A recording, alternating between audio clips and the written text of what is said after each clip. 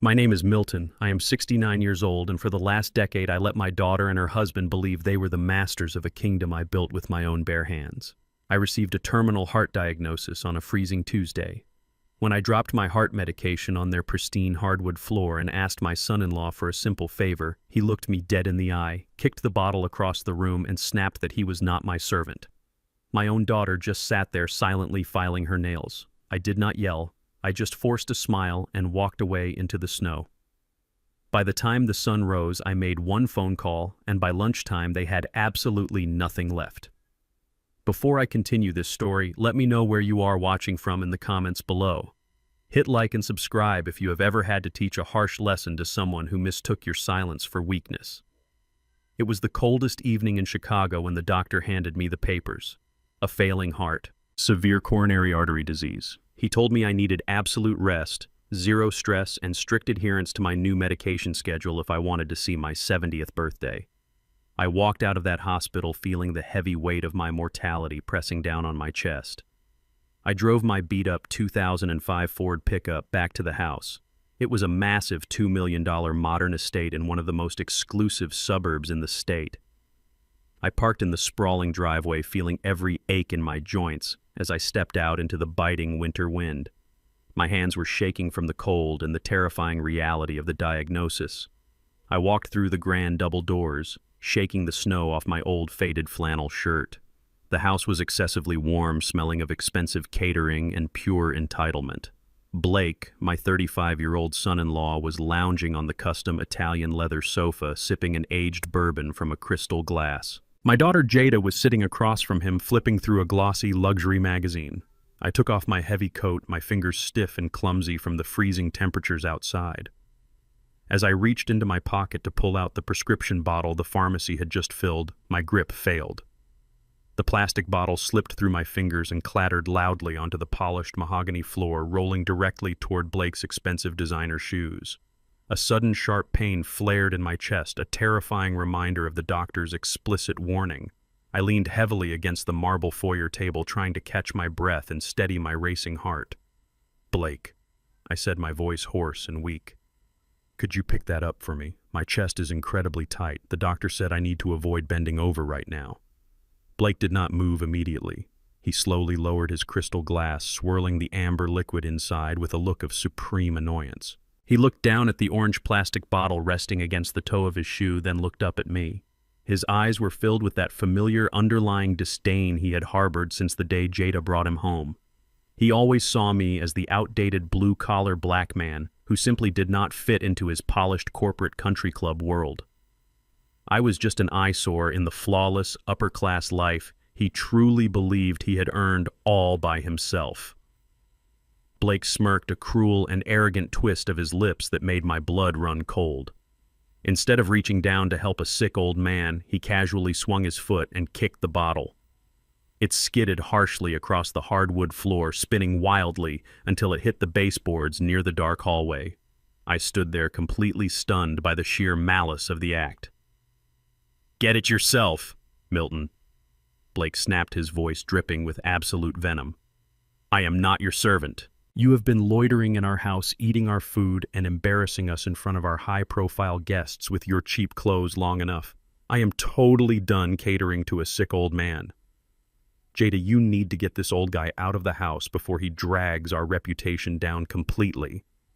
I slowly shifted my gaze to my daughter, my own flesh and blood. The little girl I had carried on my shoulders, the child I had worked grueling double shifts to put through expensive Ivy League schools so she would never have to struggle. I waited for her to speak up. I waited for her to defend her father. Jada did not even flinch. She did not defend me. She did not reprimand her husband for his blatant, disgusting disrespect. She simply turned the page of her magazine, pulled out a glass emery board, and began casually filing her manicured nails. The utter silence from her was deafening. It was louder and far more painful than Blake's shouting. It was a complete and absolute betrayal. The air in the grand living room grew incredibly heavy. They thought I was just going to lower my head, apologize for being a burden, and shuffle away like a beaten dog. They genuinely thought they held all the power in this dynamic. They thought I was a fragile, penniless dependent clinging to their generous charity. They had absolutely no idea who they were dealing with. I did not yell. I did not shed a single tear. A profound icy calm washed over my entire body. It was the exact same cold, calculated focus I used to survive the grueling, unforgiving streets of South Chicago 40 years ago. Back then, I was a young, ambitious contractor breathing in toxic concrete dust every single day. I broke my back carrying heavy steel beams, and I fought tooth and nail against corrupt city officials and ruthless competitors to build my business from the ground up. I started with nothing but a rusty hammer and a fierce will to provide for my late wife, Diane. Diane always warned me about Jada's growing entitlement when she was a teenager. My beautiful wife told me not to spoil our daughter, warning me that giving a child everything on a silver platter would leave them with zero respect for the struggle and no moral compass. I should have listened to her. Over the decades, I built a massive underground real estate empire. I hid my tens of millions of dollars behind multiple layers of blind trusts and corporate holding companies to protect my assets.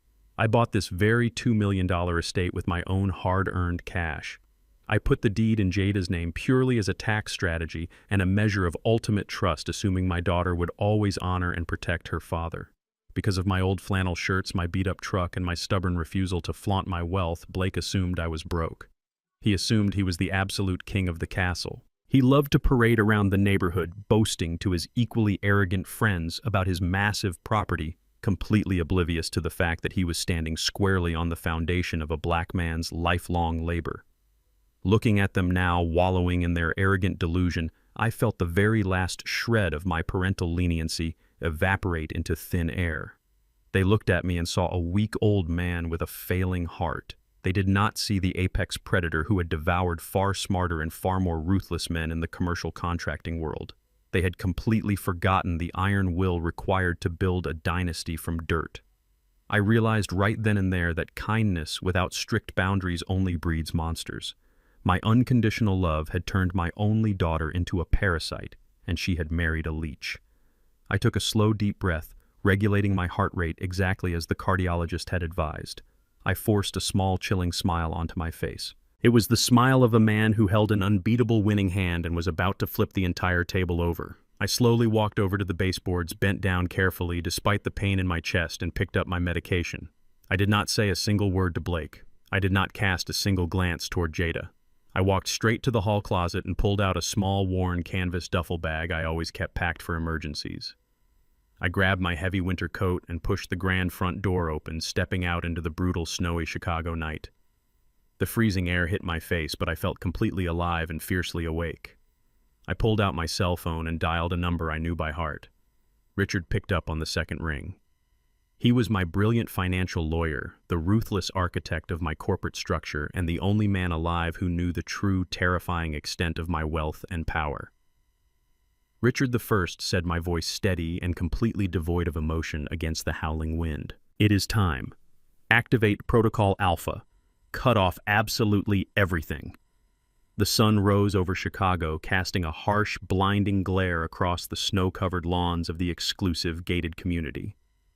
At precisely 7:30 in the morning, Blake stepped out of the massive front doors of the estate, adjusting his custom-tailored Italian wool coat. He was holding a leather briefcase in one hand and the keys to his prized possession in the other, a brand-new, fully loaded Porsche Cayenne. To Blake, that car was the ultimate symbol of his fabricated success. It was his daily chariot, the perfect prop to convince his wealthy neighbors and arrogant corporate co-workers that he was a brilliant, self-made titan of industry. But as he strutted down the heated driveway, his smug smile vanished completely, replaced by an expression of pure, unadulterated panic. A massive, heavy-duty tow truck was backed directly into the driveway. A burly driver in a high-visibility jacket was securing thick steel chains to the front axle of the pristine Porsche. Blake dropped his expensive briefcase directly into the icy slush. He sprinted down the driveway, waving his arms frantically, his face turning a blotchy, furious shade of red. "What the hell do you think you are doing?" Blake screamed, his voice cracking with hysteria. "Get your filthy hands off my car right now. That is a $120,000 vehicle. I will sue you and your company into the ground. Drop the vehicle." The tow truck driver did not even flinch. He casually chewed his gum, tightened the heavy steel winch, and pulled a worn clipboard from his jacket pocket. "I am just doing my job, buddy," the driver replied with absolute icy indifference. "I have a legal repossession order. Step back before you get hurt." "Repossession!" Blake shrieked, his voice echoing loudly off the neighboring mansions. Several affluent neighbors, drawn by the loud commotion, began peeking through their expensive custom blinds to watch the show. "You are out of your mind. I am a senior vice president. I do not get my luxury cars repossessed. This is grand theft auto." Blake pulled out his phone with trembling hands and immediately dialed 911. He screamed at the dispatcher, claiming an armed thug was stealing his luxury vehicle right out of his driveway. Within 5 minutes, the flashing blue and red lights of a local police cruiser cut through the falling snow. Two stern-looking officers stepped out, hands resting cautiously on their duty belts. Blake immediately ran up to them, pointing an accusatory finger at the calm tow truck driver. "Arrest him right now," Blake demanded, his entitlement in full embarrassing display. "He is trying to steal my Porsche. I want him in handcuffs." The older officer held up a hand, silencing Blake's tantrum instantly. "Sir, calm down and step back immediately." "Let me see the paperwork," he said, turning to the tow truck driver. The driver casually handed over the clipboard. The officer reviewed the legal documents, walked over to the Porsche, and checked the vehicle identification number against the paperwork. He then radioed dispatch to verify the license plates. A tense, agonizing minute passed. Blake stood there, breathing heavily, adjusting his expensive tie, completely confident that the police would bow to his perceived authority and throw the working-class driver in jail. Instead, the older officer walked back over, handed the clipboard back to the driver, and looked at Blake with a distinct smirk of amusement. "Sir, this car does not belong to you," the officer stated loudly, ensuring the nosy neighbors could hear every single word.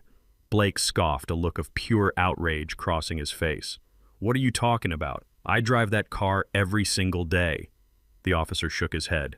"You might drive it, but you definitely do not own it. According to the state registry and this verified repossession order, this vehicle is leased under a commercial entity named Apex Holdings.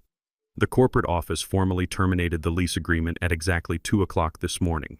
They dispatched this recovery team to retrieve their corporate property. This is a lawful civil matter. If you interfere again, I will arrest you for obstructing a legal repossession." Blake stood frozen in the snow, his jaw practically hitting the frozen pavement. The tow truck engine roared to life and the heavy chains pulled the gleaming Porsche up onto the flatbed. Blake watched helplessly as his ultimate status symbol was hauled away into the morning traffic. Jada ran out of the front door, pulling her silk robe tightly around her, her face pale with shock. "Blake, what is going on? Where is your car?" she yelled over the freezing wind. Blake turned to her, his face twisted in a mixture of profound humiliation and blind rage. "It is that miserable, broke old man," he spat out, kicking a pile of dirty snow. "Your father brings nothing but absolute bad luck. Ever since he dropped his stupid pills last night and walked out, everything is going wrong. He is a pathetic, outdated loser, and the universe is punishing us for letting his miserable energy into our home." Sitting in the plush leather chair of my secure penthouse office downtown, I watched the entire pathetic scene unfold live on my tablet. I had secretly installed high-definition audio and video security cameras around the perimeter of the estate months ago for security purposes. I took a slow sip of my black coffee, savoring the bitter taste.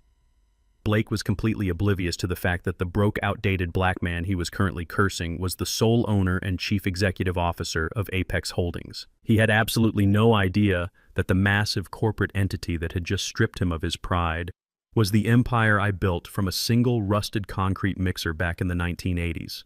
I spent 40 years inhaling toxic drywall dust, negotiating with ruthless union bosses, and fighting systemic discrimination in Chicago's commercial real estate market to build an absolute fortress of wealth. I created Apex Holdings to protect my family and build generational power. I authorized the corporate lease for that Porsche, purely because Jada begged me to help her husband keep up appearances at his prestigious firm. Blake genuinely believed he was a self-made corporate king driving a luxury car I bought, paying for premium gas with money I generated through decades of literal blood, sweat, and tears.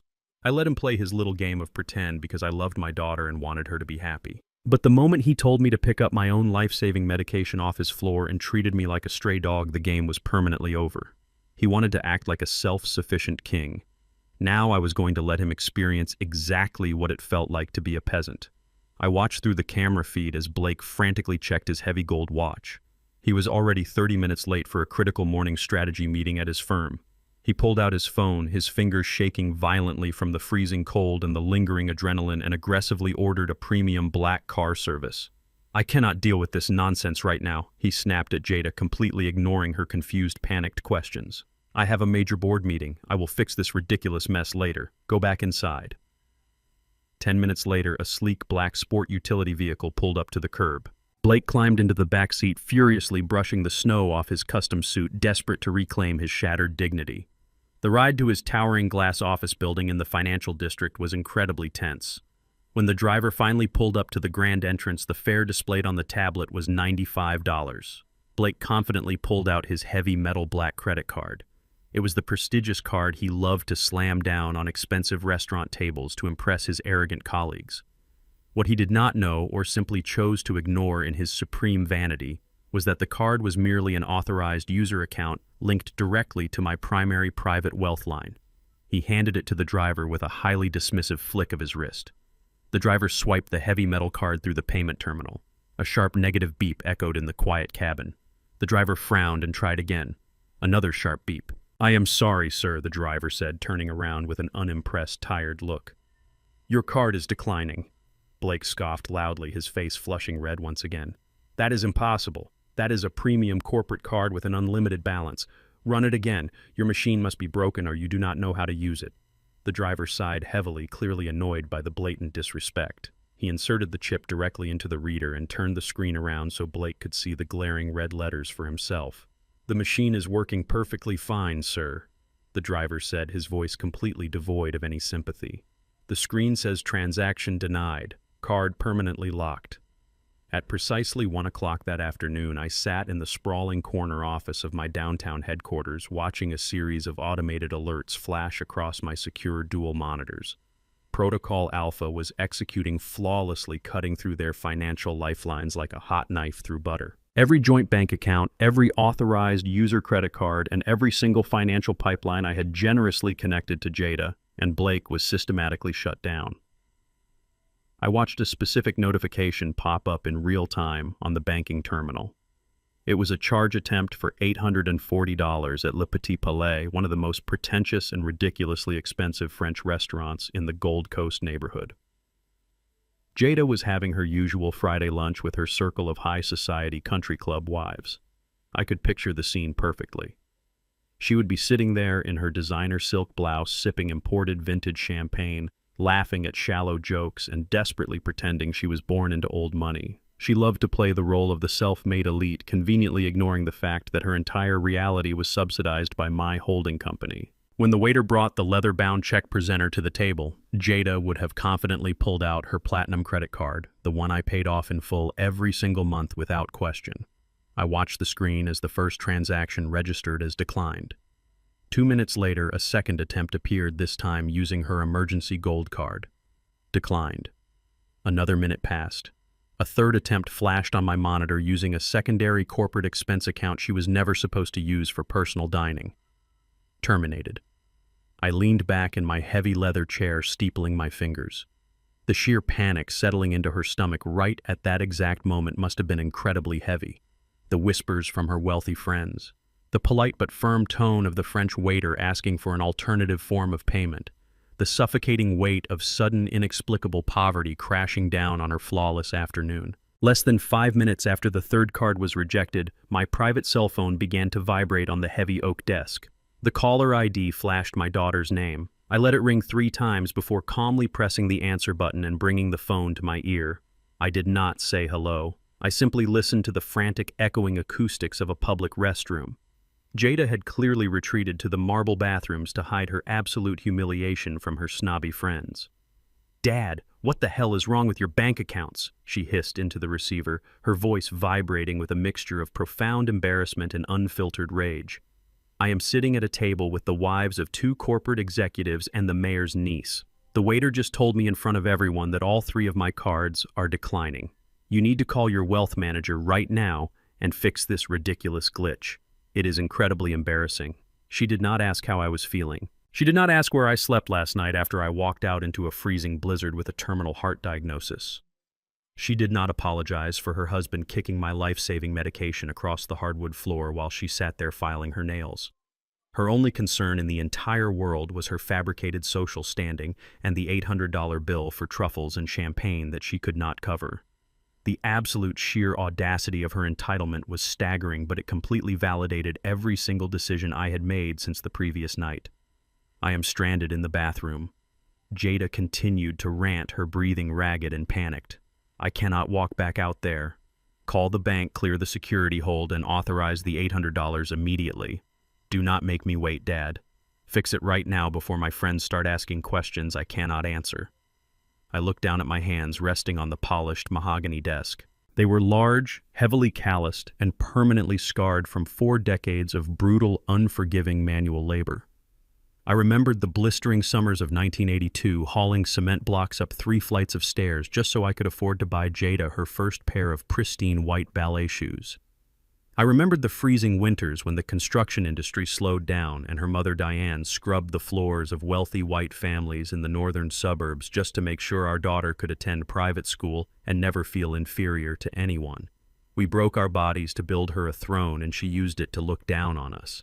I remembered walking into bank branches in the late 80s being denied commercial loans simply because of the color of my skin, and having to work 10 times harder than the white developers just to secure a single contract.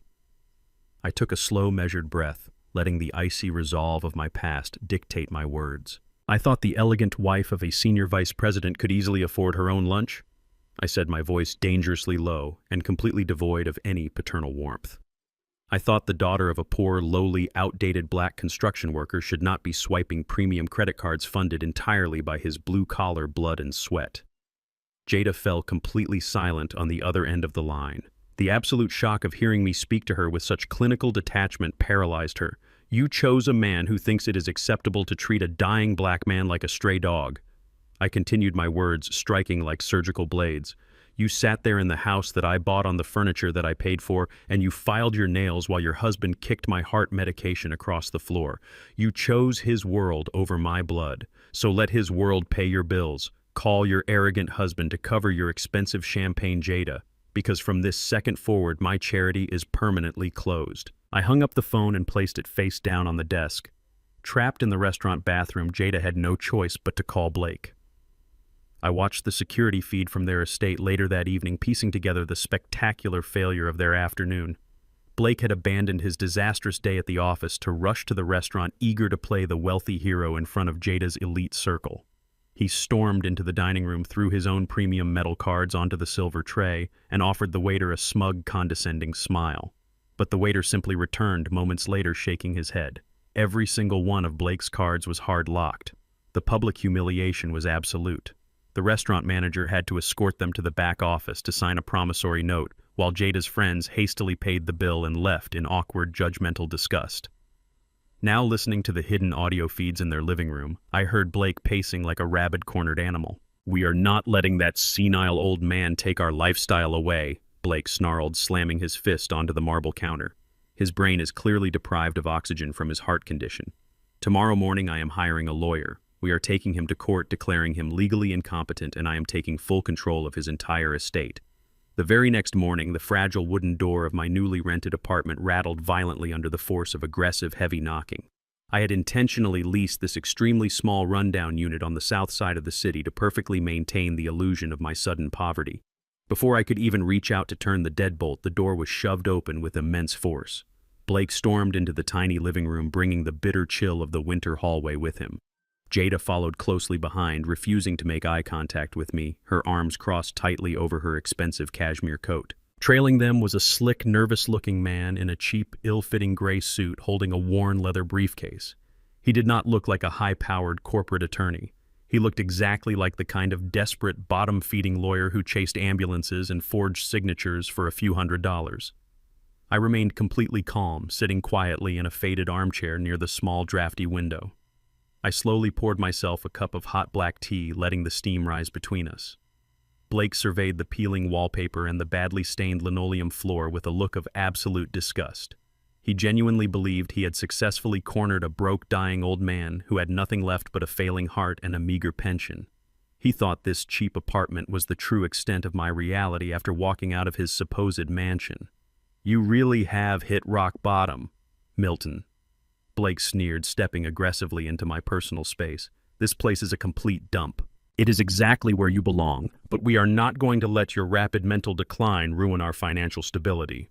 Blake snapped his fingers, and the nervous lawyer immediately scurried forward, slapping a thick stack of legal documents onto my small, unstable coffee table. The title printed at the top was glaringly obvious. It was a comprehensive, durable power of attorney and a petition for full legal guardianship. Blake leaned over the table, planting his hands firmly on the wood, attempting to physically intimidate me with his presence. "We spoke to a medical professional this morning." Blake lied smoothly, his voice laced with venomous confidence. "He assured us that your severe coronary artery disease is severely restricting the blood flow to your brain. It is causing severe cognitive impairment, lack of rational judgment, and aggressive paranoia. That completely explains your erratic psychotic behavior yesterday. Cutting off our bank accounts, abandoning your only family, and moving into this pathetic slum are clear signs of a mind that is completely breaking down." Jada finally looked up, her face a mask of fake, meticulously rehearsed sympathy. "Dad, you are clearly not well," she said softly, though her eyes were completely dead and entirely focused on the paperwork. "You need help managing your daily life and your tiny pension. We just want to step in and take over the administrative burden. We need you to sign over the legal rights to your assets, your bank accounts, and specifically the deed to the estate so we can properly manage your care." They wanted it all. They wanted to strip me of my fundamental human rights, declare me legally insane, and chain me to their financial greed. They assumed I was terrified of the legal system, assuming that an elderly black man would simply sign the papers rather than fight a wealthy white executive in a courtroom. I slowly picked up my teacup, took a measured sip, and set it down precisely on the coaster. I looked directly at the shady lawyer who was actively sweating under my steady gaze, and then I looked deep into Blake's arrogant eyes. "Did you really think bringing a $2 strip mall lawyer to my apartment would make me tremble?" I asked, my voice incredibly calm, but carrying the crushing weight of absolute authority. I spent the entire decade of the 1980s managing crews of 500 hardened, ruthless construction workers.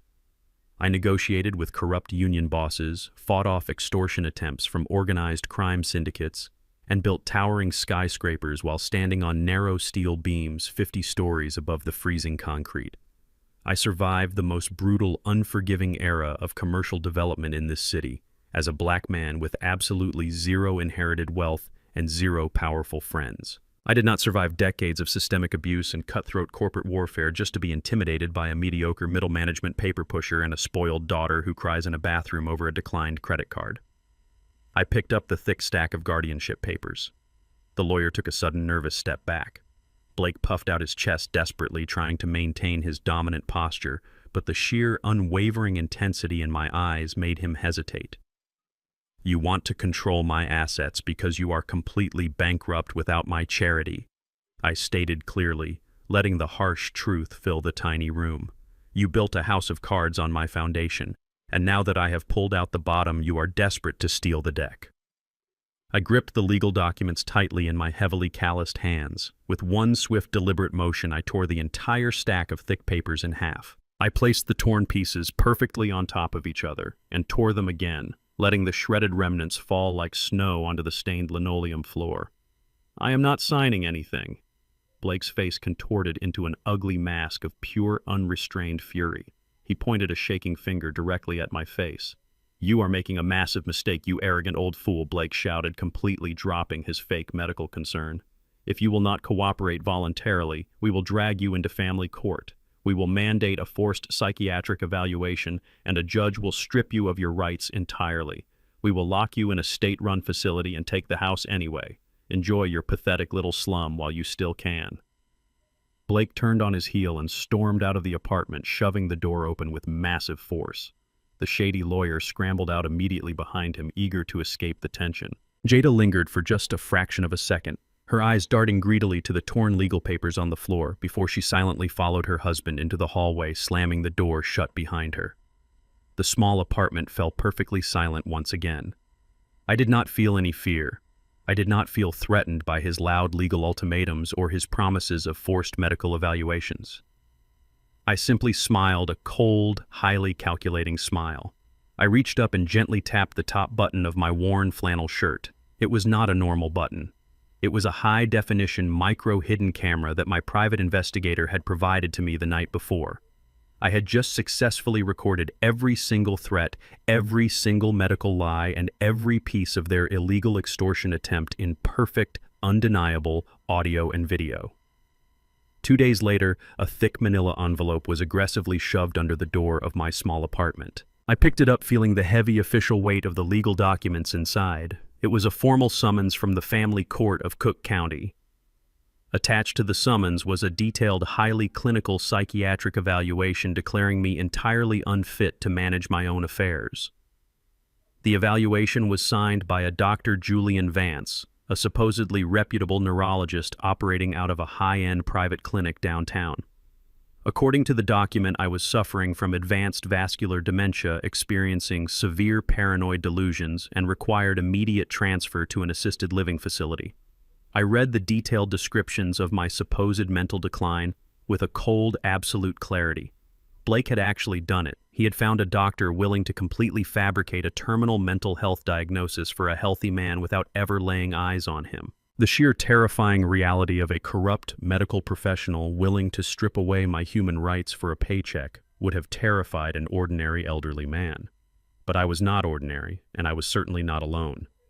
I immediately picked up my phone and dialed Leon. Leon was a former Marine recon sniper turned private investigator who handled all the sensitive corporate espionage for my real estate empire. I gave him the doctor's name. Within 3 hours, Leon was sitting across from me at my small kitchen table, dropping a completely different, far more devastating file onto the stained linoleum. Dr. Julian Vance was not a respected medical professional. He was a desperate, compromised addict drowning in an ocean of illegal gambling debt. Leon laid out the glossy high-definition photographs and financial tracking logs on my table.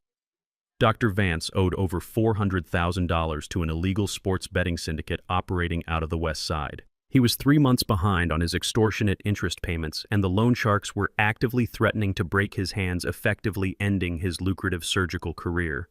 Blake must have discovered this crippling vulnerability through his shady legal contacts and offered the desperate doctor a quick, untraceable cash bribe to falsify my medical records. The arrogance of my son-in-law was genuinely staggering. He truly believed he could manipulate the medical and legal systems to steal my house and my pension without any resistance. I put on my heavy winter coat and drove my beat-up Ford truck directly to the luxurious downtown clinic. I did not bother checking in at the pristine marble reception desk. I walked straight past the protesting nurses, my heavy boots thudding against the polished floor, and pushed open the solid oak door to Dr. Vance's private office.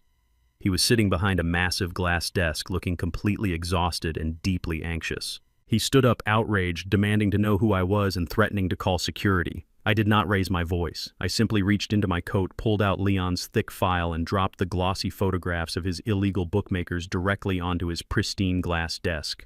I watched the arrogant, wealthy doctor look down at the images of the dangerous men holding his debt. All the blood instantly drained from his face, leaving him pale and completely terrified. He fell back into his expensive ergonomic chair, staring at me as if I were the Grim Reaper himself. "I am Milton, the man you just declared legally insane without ever taking my blood pressure," I said, my voice cutting through the quiet office like a frozen blade. "And I just bought your entire gambling debt from the West Side Syndicate." Dr. Vance began to stammer, his hands shaking violently as he tried to push the photographs away. He frantically tried to explain that it was a massive misunderstanding, that he was under immense financial pressure, and that Blake had practically forced him into signing the fabricated evaluation. I slammed my heavy, calloused hand down onto the glass desk, the sound cracking like a gunshot in the sterile room. I did not spend the late 80s fighting off real organized extortion rackets in the Chicago construction industry just to be swindled by a weak pill pushing degenerate in a white coat. I stated, my eyes locked dead onto his terrified face. Back when I was building the foundations of this city, corrupt city inspectors and union mobsters tried to crush my business every single day. I ruined them. I buried their careers, and I took their territories. I survived the most cutthroat commercial real estate wars in this state because I never ever leave an enemy breathing. You sold my mental competency to a mediocre corporate middle manager for a few $1,000s. Now I own your debt, I own your medical license, and I own your absolute obedience. If you do not do exactly what I tell you, I will hand these files over to the medical board tomorrow morning and I will let the syndicate break every single finger on both of your hands." The doctor was sweating profusely, nodding his head in rapid, desperate submission. He begged me to tell him what I wanted, promising to retract the evaluation and apologize to the court. I told him he was not going to retract anything. He was going to become my personal inside asset. He was going to feed Blake's arrogance while delivering him directly into a trap so tightly woven he would never escape. I instructed the doctor to pick up his phone right then and call my son-in-law. I stood silently over his shoulder as he dialed the number, his hands still trembling. Blake answered on the first ring, his voice dripping with smug, unwarranted confidence. Dr. Vance cleared his throat, reading exactly from the script I had just written down for him on his own prescription pad. "Blake, we have a massive problem." The doctor lied flawlessly, his voice sounding genuinely panicked. "The old man is not broke. He has a hidden safe deposit box with millions of dollars in untraceable assets, but he is having moments of extreme clarity. He is threatening to hire a major law firm to contest the guardianship." I heard Blake curse loudly through the phone speaker. Then my son-in-law crossed a line from which there was absolutely no return. "Do not let him get a lawyer," Blake hissed, his voice cold and completely devoid of humanity. "Prescribe him a highly aggressive specialized sedative. Give Jada something that will completely scramble his brain and make him truly lose his mind. I will have my wife slip it to him tonight." It was barely past twilight when a heavy knock echoed through the thin door of my cramped apartment. I checked the hidden camera feed on my phone before moving. It was Jada. She was holding a large, insulated container, her face perfectly arranged into a mask of deep, agonizing remorse. Her designer coat looked entirely out of place in this rundown hallway. I unlocked the deadbolt and pulled the door open. She immediately burst into fake dramatic tears, rushing forward to throw her arms around me. "Dad, I am so incredibly sorry," she sobbed, burying her face into my old flannel shirt. Blake was completely out of line. "I was just so scared and overwhelmed by your diagnosis that I froze. Please forgive me." I let her hold me, my arms hanging limply by my sides. I could smell the expensive perfume she bought with my money, masking the absolute rot of her intentions. I stepped back and invited her in, playing the role of the tired, forgiving father eager to reconnect with his only child. She ushered me to the faded armchair in the corner, fussing over me like a highly dedicated nurse. She unpacked a container of hot chicken soup and insisted I needed to rest my failing heart. "Let me get you some water, Dad," she offered, her voice dripping with artificial sweetness. "You need to stay hydrated and rest your mind." She walked over to the small kitchenette. My apartment was tiny, and the kitchen sink was positioned directly opposite a large, uncurtained window that looked out into the dark, snowy alley. The black glass against the night acted as a perfect, flawless mirror. I kept my head facing forward, but I shifted my eyes, watching her reflection closely. Jada checked over her shoulder to make sure I was not looking, then quickly reached into her designer handbag. She pulled out a small plastic vial, crushed a heavy white pill into her palm, and dropped the powder directly into the glass of tap water. She stirred it rapidly with a metal spoon until the liquid was completely clear again. My own daughter. The child I had taught to ride a bike on the cracked pavement of South Side Chicago. The girl I had carried on my shoulders during summer parades. She was intentionally poisoning me just to steal my life's work. As she walked back toward me with the spiked glass in her hand, my mind flashed back 30 years to a bitter argument I had with my late wife, Diane. Jada was just a teenager back then, demanding a brand new luxury vehicle for her 16th birthday after recklessly crashing the used car I had already bought her. I was ready to write the check because I never wanted my little girl to feel the stinging humiliation of poverty that I grew up with. Diane slammed her hand down on our kitchen table, her eyes fierce and uncompromising. "Milton, you cannot buy character," she warned me, her voice echoing in my memory right now. "If you give that girl everything she demands without making her earn a single dime, you will strip away her dignity. You are not protecting her. You are creating an entitled predator. One day she will absolutely bite the very hand that feeds her."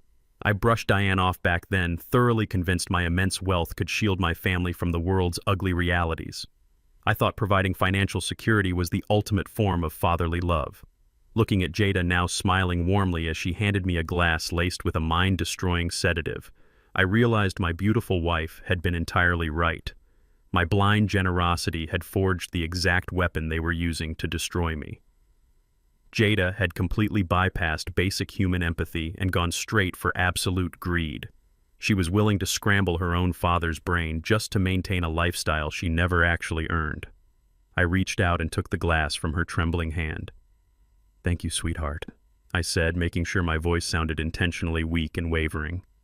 "I am just so incredibly tired today." I brought the rim to my lips, feigning a long, deep gulp, but I kept my mouth tightly closed. I let the cold water spill down my chin and soak directly into the thick collar of my shirt. Jada did not even notice the spill. She was too intensely focused on the expected outcome, watching me like a hawk stalking injured prey. I set the half-empty glass on the coffee table and leaned back heavily into the armchair.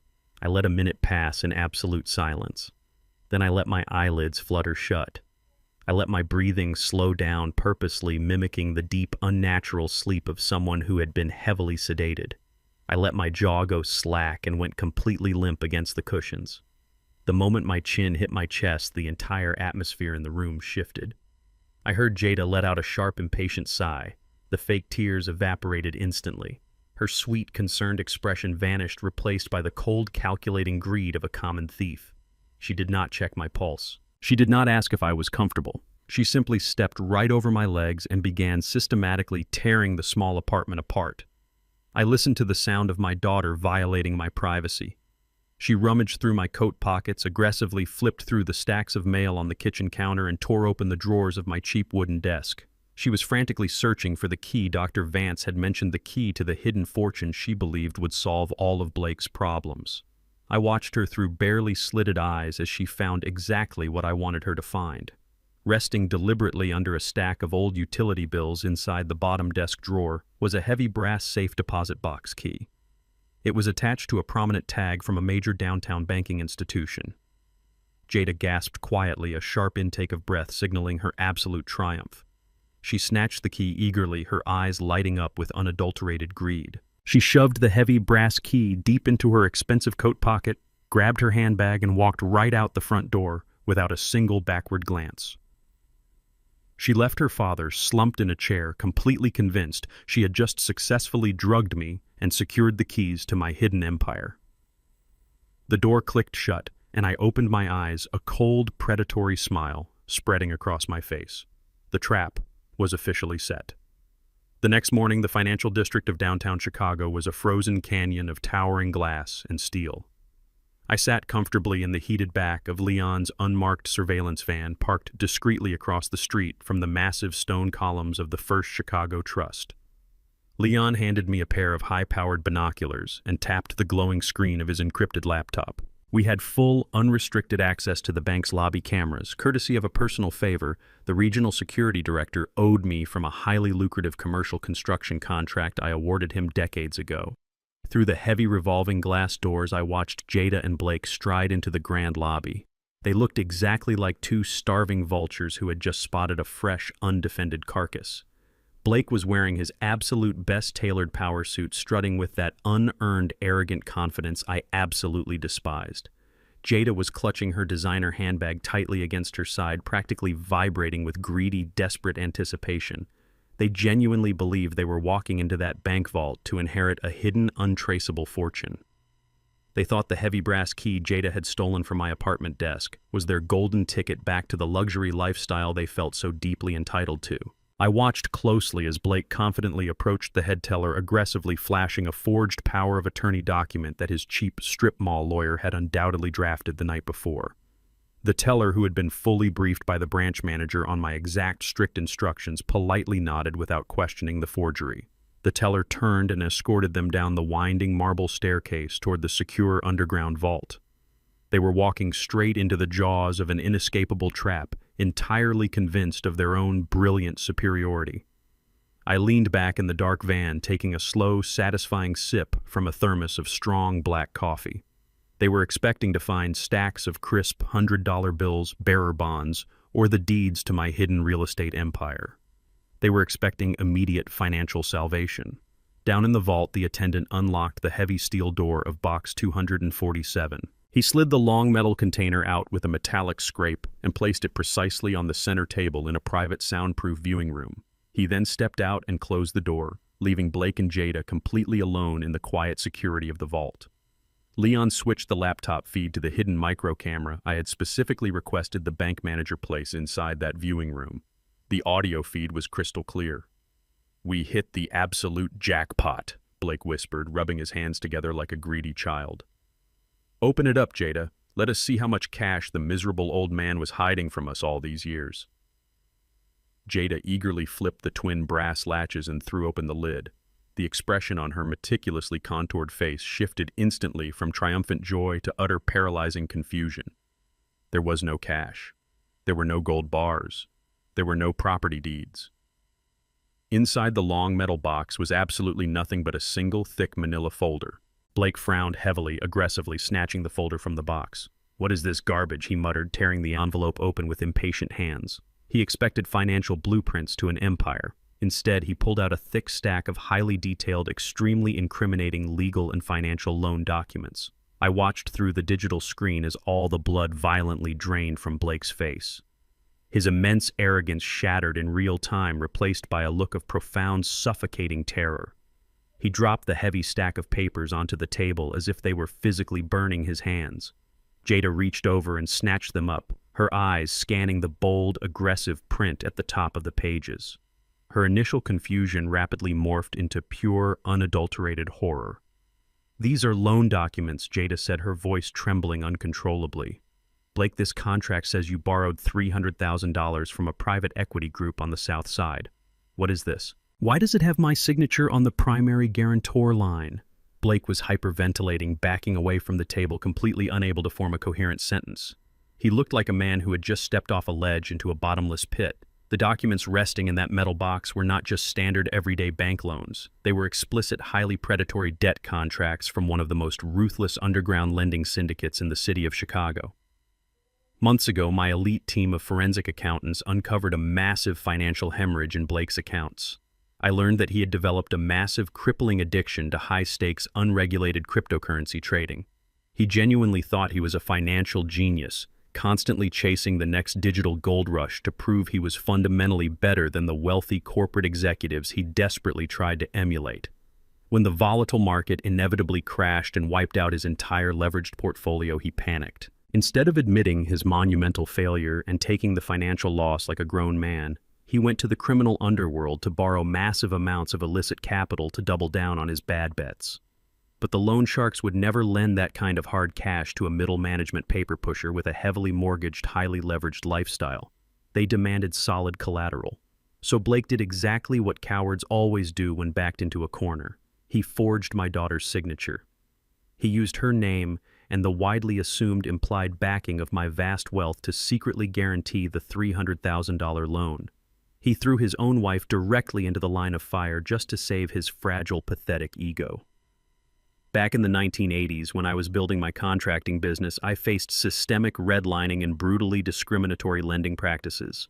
Black business owners had to bleed for every single dollar of legitimate credit. I survived those brutal years by strictly managing my liabilities and never borrowing a single dime I could not pay back with my own sweat by Friday afternoon. Blake thought money was just a digital toy. He thought severe debt was just a number on a screen. He had absolutely no idea the kind of violent, unforgiving men he had gotten into bed with. Once Leon confirmed the existence of the debt, I made a highly strategic, ruthless business move. I used an anonymous proxy corporation to buy Blake's entire debt portfolio directly from the syndicate at a premium. I then immediately sold that exact debt contract to a fully licensed, ruthlessly aggressive commercial collection agency that specialized in extreme asset recovery and immediate wage garnishment. I bought the heavy noose he tied around his own neck, and I just handed the other end of the rope directly to the wolves. Inside the heavily fortified viewing room, Jada was screaming at the absolute top of her lungs, slamming the thick stack of papers repeatedly against Blake's chest. "You forged my name on this," she shrieked, her voice echoing violently off the steel vault walls. "You put $300,000 of criminal predatory debt entirely in my name. We are going to lose absolutely everything we have." Blake desperately tried to silence her, waving his hands frantically and begging her to keep her voice down, sweating profusely through his expensive designer suit. Right at that exact second of absolute uncontrollable chaos, Jada's cell phone began to ring loudly inside her leather handbag. The sharp, piercing ringtone cut right through their vicious screaming match. She pulled it out, looking at the unknown caller identification with wide, deeply terrified eyes. She answered the call and put it on speakerphone, her hand visibly shaking in the air. "Is this Jada Kensington?" A deep, incredibly gravelly voice demanded strictly through the speaker. "This is Apex Asset Recovery. Your joint account is severely delinquent on a $300,000 principal balance. We are initiating immediate asset seizure, full wage garnishment, and property liens starting today. We will be seeing you very soon." Jada dropped the phone onto the cold marble floor. She turned toward Blake, her eyes blazing with a feral, murderous rage I had never seen in her before. The fragile, toxic alliance they had built to destroy my life completely evaporated in a single instant. They were trapped inside a bank vault with absolutely no money, massive crushing debt, and a pack of hounds actively breaking down their door. They were finally turning their vicious fangs on each other, and my retaliation had only just begun. The walls were closing in on Blake Kensington with terrifying, suffocating speed. Tracked relentlessly by aggressive, highly organized debt collectors and facing the absolute destruction of his carefully fabricated luxury life, his cowardly survival instincts kicked into overdrive. I sat silently in my dark apartment, listening to the crystal-clear wiretap audio Leon had expertly planted inside Blake's corporate office. It was late Tuesday evening, just 48 hours after the spectacular meltdown inside the bank vault. Blake was pacing his office floor like a trapped rabid animal, his breathing erratic and heavy. He made a highly encrypted phone call to a notoriously shady, unlicensed real estate broker known throughout the financial district for handling quiet, off-market liquidations for desperate clients facing impending bankruptcy, severe criminal charges, or ugly divorces. "Look, I need to offload the suburban estate immediately," Blake practically begged into the receiver, his voice trembling with sheer, unadulterated desperation. "It is a premium $2 million property in one of the most exclusive gated communities in the state, but I will sign the deed over for a straight $1.2 million in untraceable cash if we can legally close by this Friday." The sleazy broker on the other end of the line chuckled darkly, smelling the fresh blood in the water. "That is a massive, highly suspicious discount, Kensington. Are you trying to flee the state before the feds knock on your door?" Blake did not hesitate for a single second, completely discarding any remaining shred of human decency. "I am taking the cash, booking a one-way private flight to the Cayman Islands and leaving the country forever," he admitted coldly, his voice dripping with pure selfishness. "The $300,000 syndicate debt is entirely in my wife's name. They can strip her for parts and throw her to the wolves for all I care. I just need the massive cash wire cleared and deposited so I can completely disappear before the final legal asset freeze hits my personal accounts." Leon sat across from me at the small, stained kitchen table, playing the intercepted audio file through a secure military-grade encrypted speaker. The former Marine sniper shook his head in absolute disgust as Blake's cowardly, vile betrayal echoed off the cheap walls of my temporary slum. "The guy is a complete, irredeemable rat," Leon stated flatly, aggressively closing his laptop. "He is literally preparing to fraudulently sell the house you bought out from under your own daughter, take the severely discounted cash for himself, and leave her to face violent loan sharks entirely alone. Do you want me to intercept the broker tonight and physically shut this illegal transaction down before he signs the paperwork?" I leaned back in my faded armchair, staring out the frosty window into the dark, unforgiving Chicago night. A slow, highly calculated, and utterly ruthless smile spread across my face. "Absolutely not," I replied, my voice dangerously calm and steady. "If you abruptly interrupt a desperate, cornered rat, he will just chew his way through the floorboards and find another unpredictable way out. We are not going to stop him. We are going to buy the house." Leon raised an eyebrow, clearly surprised by the sheer magnificent audacity of the strategic countermove. I picked up my phone and immediately dialed Richard, my elite, high-powered financial attorney. "Richard, I need you to instantly spin up a completely anonymous, airtight shell corporation registered in Delaware," I instructed flawlessly, my tone purely transactional. "Fund the entity with exactly $1.2 million from my primary untraceable holding account. Have your proxy agents contact Blake's shady broker first thing tomorrow morning and offer to buy the estate in a straight, uncompromising cash transaction. No contingencies, no extended inspections, just an immediate binding. Legal closing. Richard chuckled knowingly through the receiver, instantly grasping the sheer brilliance of the trap. You are going to let him believe he successfully orchestrated his own brilliant escape, Richard noted with deep professional admiration. Exactly, I said, my eyes entirely cold. We are going to let him meticulously dig his own grave line it with his own forged signatures and hand him the shovel to bury himself. Make sure the final closing is scheduled for this Friday at your downtown notary office. Do not leave a single fingerprint on the paperwork. After ending the call, I walked over to the small, cramped kitchen counter and poured 2 heavy glasses of aged top-shelf bourbon I had brought with me from my private reserve.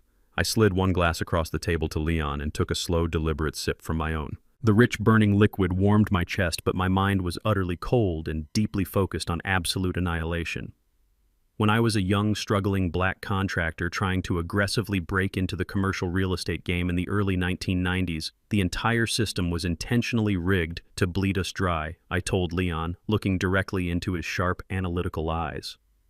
Corrupt city aldermen, racist bank managers, and mob-connected supply vendors used to set elaborate, devastating financial traps. They would dangle massive, highly lucrative municipal building contracts in front of minority-owned firms, wait for us to over-leverage our entire lives to buy the heavy industrial equipment, and then maliciously pull the funding at the very last second. They fully expected us to panic declare immediate bankruptcy and sell our expensive machinery back to their proxy companies for pennies on the dollar. Leon listened intently, taking a respectful sip of his bourbon. How did you beat a system that was entirely designed to destroy you, he asked. I beat them by understanding the fundamental psychology of a greedy, arrogant predator. I stated, setting my glass down with a heavy, definitive thud. If you try to block their scam directly with anger, they will just use their immense institutional power to crush you like a bug.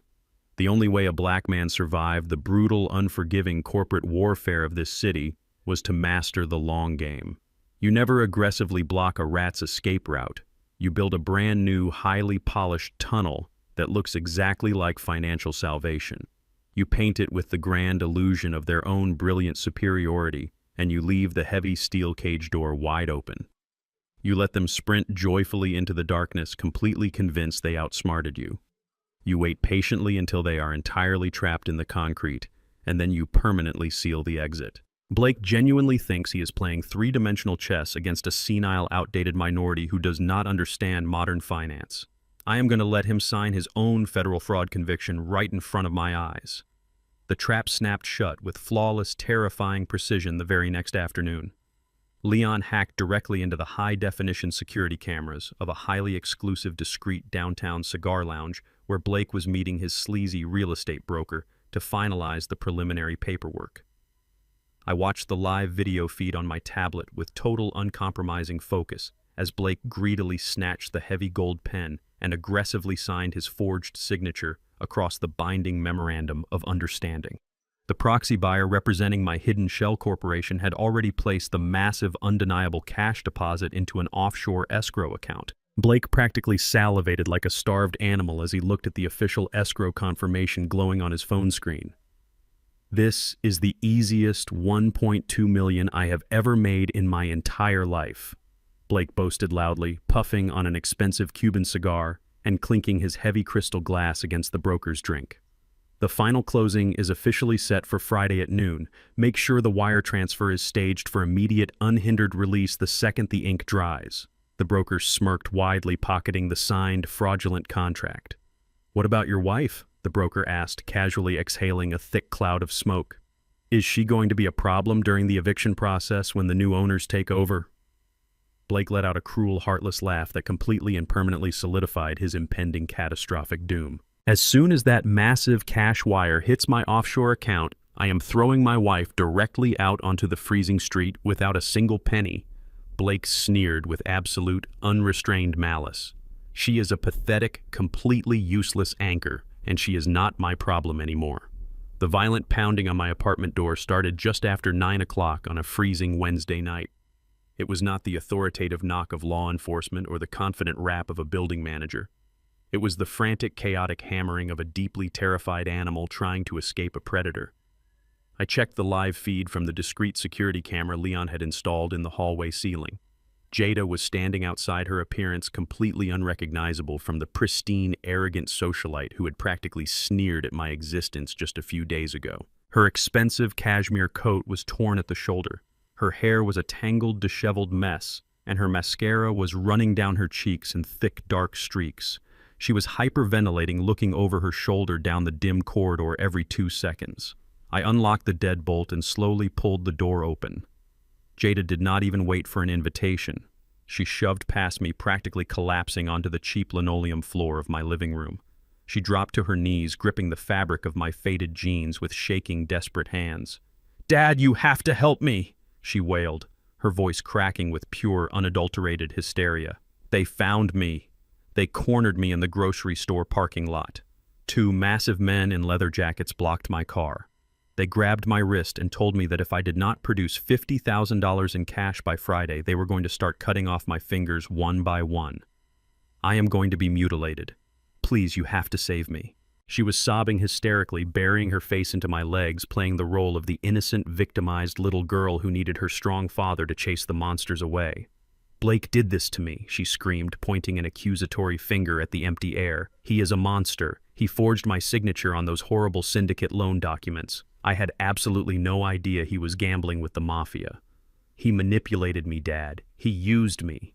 I am entirely innocent in this. You have to believe me." I stood perfectly still, looking down at the weeping woman clinging to my knees. I did not reach down to stroke her hair. I did not offer her a glass of water to calm her nerves. I simply looked at her with the cold, analytical detachment of a man inspecting a deeply flawed structural foundation. She was performing exactly as I anticipated. The moment the consequences of her extreme greed became physically dangerous, she immediately tried to shift the entire burden of blame onto her husband, completely absolving herself of any malicious intent. She wanted me to believe she was just a naive, trusting wife who had been tragically led astray. I gently but firmly pried her hands off my legs and took a step back, forcing her to look up at my impassive face. I reached into the deep pocket of my flannel shirt and pulled out a small, highly advanced digital audio recorder. It was the exact same device Leon had expertly synced to the hidden microphones inside her luxury estate. I did not say a single word to her. I simply pressed the play button and turned the volume up to its maximum setting. The crisp, clear audio of Jada's own voice filled the tiny apartment, completely shattering her fabricated illusion of innocence. "You just need to make sure he drinks the entire glass." Blake's recorded voice echoed from the small speaker. "If he does not take the full sedative, the doctor cannot officially classify his cognitive decline and we cannot get the power of attorney." Then came Jada's response, recorded just hours before she brought me that laced chicken soup. "Do not worry about it, Blake. I will watch him swallow it myself. Once the old man is fully sedated and officially declared senile, we can finally take control of the house and liquidate his pathetic retirement accounts. He is useless to us anyway." I pressed the stop button, letting the deafening silence rush back into the room. All the color instantly drained from Jada's tear-stained face. Her mouth opened and closed silently like a suffocating fish. The elaborate theatrical performance she had just orchestrated completely evaporated. She stared at the small black device in my hand with wide, terrified eyes, realizing with absolute certainty that I knew every single dark, unforgivable secret she was harboring. "You were not manipulated, Jada," I stated, my voice dangerously soft and completely devoid of any parental warmth. "You were a fully willing, highly active participant in a conspiracy to permanently destroy my brain and steal my life savings." Jada scrambled backward on the floor, trying to put distance between us, her breathing shallow and ragged. "Dad, I can explain," she stammered desperately, her eyes darting around the room as if looking for an escape hatch. "It was the stress. Blake was pressuring me. We were drowning in debt and I panicked. I never actually wanted to hurt you." I slammed my heavy hand down on the small wooden coffee table, the sudden violent sound making her flinch hard. "Do not dare insult my intelligence by playing the victim," I commanded, my voice rumbling with decades of suppressed righteous fury. I spent my entire youth fighting through the systemic racism and brutal poverty of South Chicago. I bled on construction sites, breathing in toxic dust and breaking my own bones just so I could build an impenetrable financial fortress around you.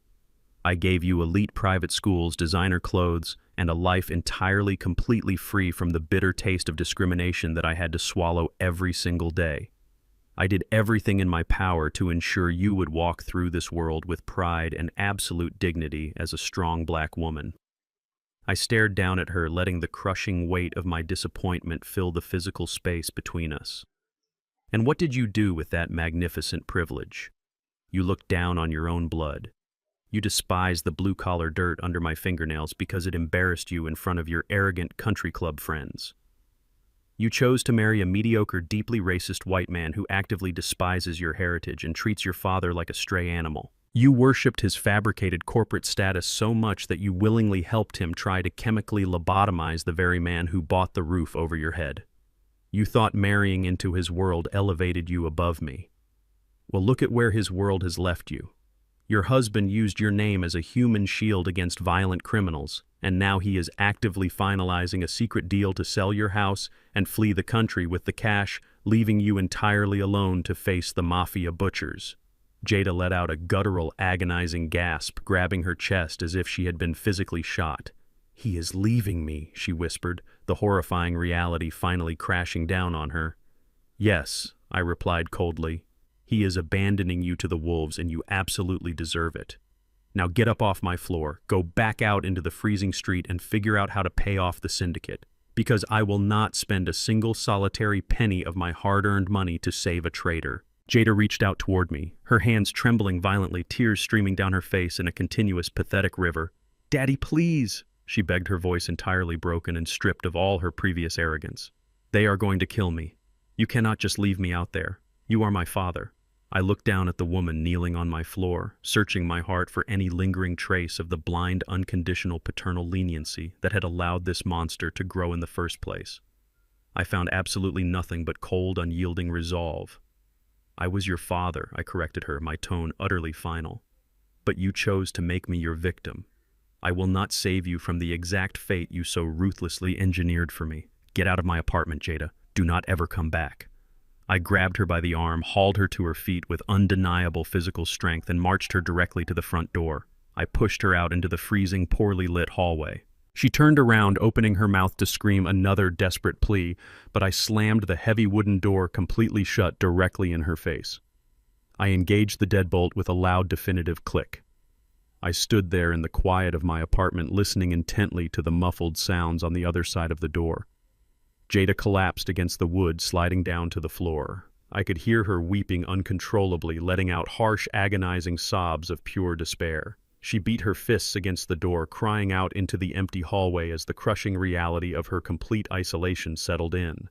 She had systematically alienated the only man in the world who truly loved her, and now she was entirely alone in the dark, surrounded by the terrifying consequences of her own ruthless greed.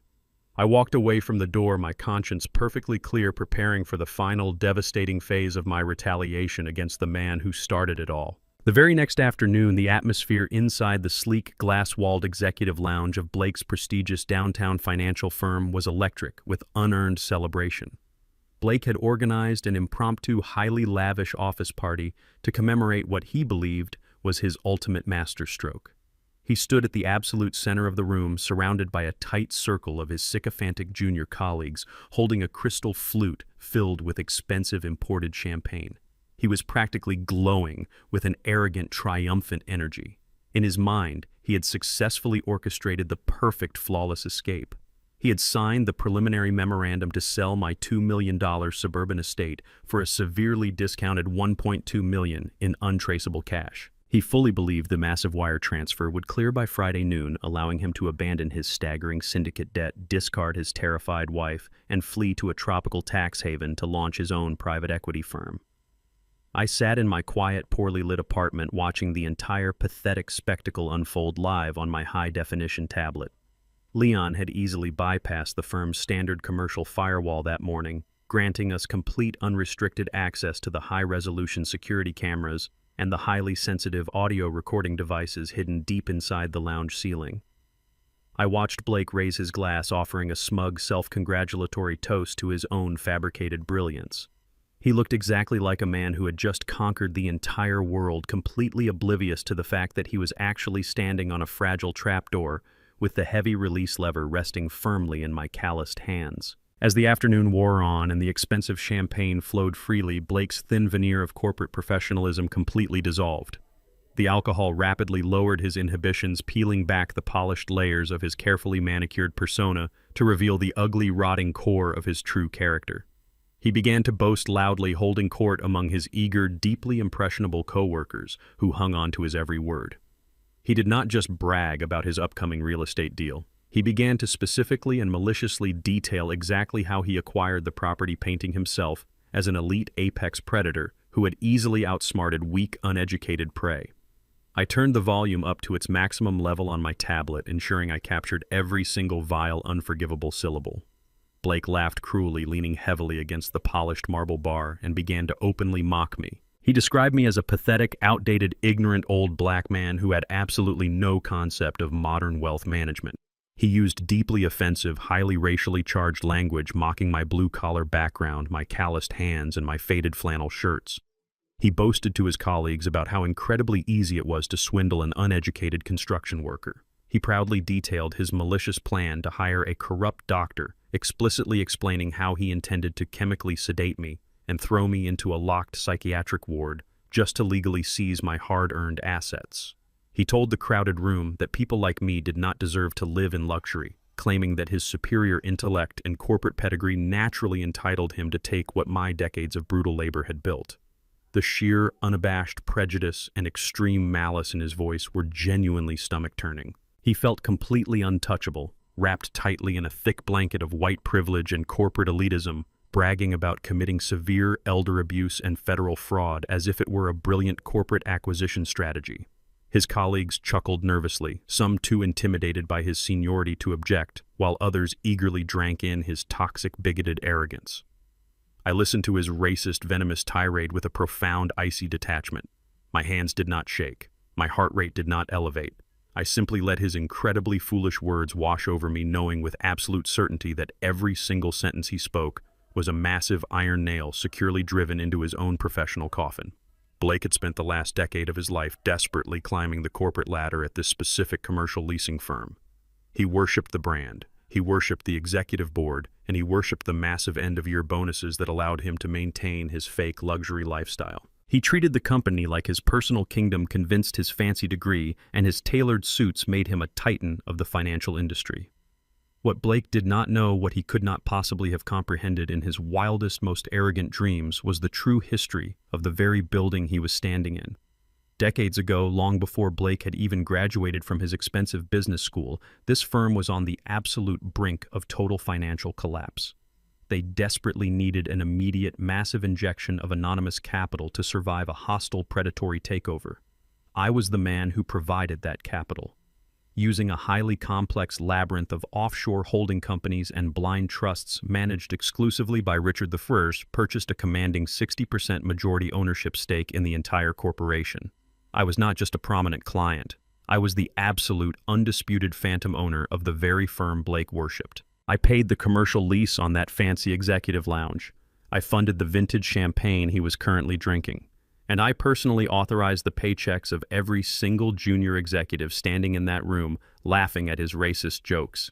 He was a low-level, easily replaceable employee, standing in my house, drinking my wine, and calling me an ignorant, outdated fool. As Blake continued his drunken, highly incriminating monologue, the heavy glass doors of the executive lounge swung open. The chief executive officer of the firm, a stern, highly disciplined man named Bradley, walked into the room. The junior employees immediately straightened up, their nervous laughter dying instantly as they desperately tried to look professional. Bradley approached Blake with a warm, perfectly practiced corporate smile. He patted Blake firmly on the shoulder, offering a loud, enthusiastic congratulation on his upcoming independent business ventures and his supposedly brilliant real estate closing. Blake puffed his chest out proudly, soaking in the ultimate validation from his superior, genuinely believing he had secured the absolute pinnacle of corporate respect. Bradley offered one final polite nod before turning on his heel and walking out of the lounge, leaving Blake to bask in his fabricated glory. I watched the camera feed closely as Bradley strode briskly down the long, quiet executive corridor. He pulled a secure, encrypted mobile phone from his tailored suit pocket and dialed a direct line. The phone sitting on my small kitchen table vibrated instantly. I picked it up, keeping my eyes locked on the digital surveillance screen. Mr. Hayes Bradley said, his voice dropping, the friendly corporate facade completely shifting into a tone of absolute unwavering respect. "The arrogant fool just confessed to multiple federal felonies on our recorded company servers. He took the bait entirely. Your trap is completely set." It was exactly noon on Friday when Blake strutted through the heavy glass doors of the premium downtown escrow office. The weather outside was a brutal Chicago freeze, but inside the luxurious mahogany-paneled conference room, the atmosphere was perfectly climate-controlled and smelled of expensive coffee and rich leather. Blake was dressed in his absolute best-tailored charcoal suit, his hair perfectly slicked back to project the image of a highly successful executive. He carried a sleek Italian leather briefcase that contained the fraudulent closing documents. Inside that smooth leather case rested the forged deeds, the falsified power of attorney, and the incredibly fake signatures he had meticulously practiced to steal my $2 million estate. He walked up to the massive polished conference table with the overwhelming swagger of a man who believed he had just successfully committed the perfect crime. Sitting across the table was a sharply dressed, completely stoic man named Harrison. Harrison was officially presenting himself as the chief acquisition agent for the anonymous Delaware shell corporation that was buying the property. What Blake did not know was that Harrison was actually one of Richard's most ruthless senior paralegals, handpicked by me to execute this final legal trap. The notary public, a quiet older woman, sat at the end of the table ready to stamp the final seals of his impending doom. Blake sat down, opened his briefcase with a loud, satisfying snap, and slid the thick stack of documents across the expansive table. He leaned back in his plush, ergonomic chair, crossing his legs with extreme arrogance. He genuinely thought he was the smartest person in the room. He believed he was just minutes away from securing a massive, untraceable cash wire that would fund his permanent escape to a tropical tax haven, leaving his wife to be destroyed by violent loan sharks, and his father-in-law locked inside a psychiatric ward. Harrison picked up the heavy stack of documents and began to review them with slow, excruciating precision. He turned each page deliberately, his eyes scanning the fraudulent ink and the meticulously forged signatures. Blake tapped his expensive leather shoe against the thick carpet, his leg bouncing with barely contained, greedy anticipation. Every second that ticked by on the heavy grandfather clock in the corner of the room felt like an absolute eternity to my desperate, cornered son-in-law. He was so blinded by his own extreme greed that he did not even bother to read the fine print on the final disclosure forms resting in front of him. Harrison finally reached the very last page. He pulled a heavy gold-plated fountain pen from his breast pocket, hovering the tip directly over the final buyer authorization line. He looked up, his face an unreadable, perfect poker mask, and offered Blake a polite, completely sterile corporate smile. "The paperwork appears to be entirely in order," Mr. Kensington Harrison stated smoothly, his voice devoid of any suspicion. "The title transfer is fully authorized, and the holding company is fully prepared to release the $1.2 million cash wire directly into your designated offshore account." Blake practically vibrated with pure, unadulterated joy. He leaned forward aggressively, snatching the gold pen from the table to apply his own final signature as the authorized seller.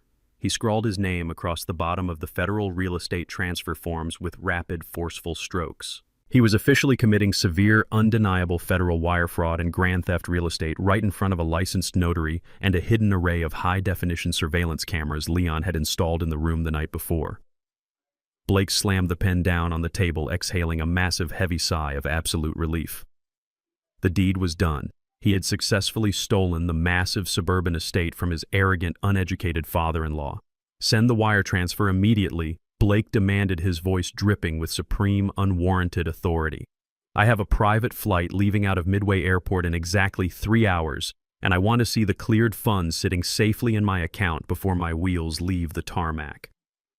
As Harrison turned to his secure laptop to supposedly initiate the massive transfer of funds, Blake allowed himself to bask in the warm, intoxicating glow of his fabricated victory. He looked out the expansive floor-to-ceiling windows at the towering Chicago skyline, firmly believing he had conquered the entire city. He thought back to the freezing Tuesday night when he had mercilessly kicked my heart medication across the hardwood floor. He remembered the look of quiet defeat on my face when I walked out into the snow, and he felt a profound, overwhelming sense of superiority. In his deeply racist, highly arrogant mind, he was the natural winner. He was the educated white corporate executive, and I was just an outdated blue-collar black man who had gotten incredibly lucky in the construction business. Blake truly believed that my decades of backbreaking labor hauling steel and inhaling concrete dust in the brutal South Side neighborhoods were ultimately meant to serve him. He believed that my massive wealth was his fundamental birthright simply because he had managed to marry my deeply flawed daughter. He thought my silence was weakness and my patience was pure stupidity. He had no concept of the profound calculating endurance required to survive the violent, deeply corrupt commercial real estate wars of the 1980s. I fought off aggressive mob extortion and racially motivated zoning boards. I built towering skyscrapers while he was still a child playing in a sandbox. He had absolutely no idea that while he was busy playing corporate dress-up with a fraudulent title, I had spent the last 40 years building an impenetrable fortress of wealth, influence, and raw power. He thought he was actively dismantling my life when in reality he was just a minor pest, walking blindly into a highly sophisticated multi-million-dollar extermination trap.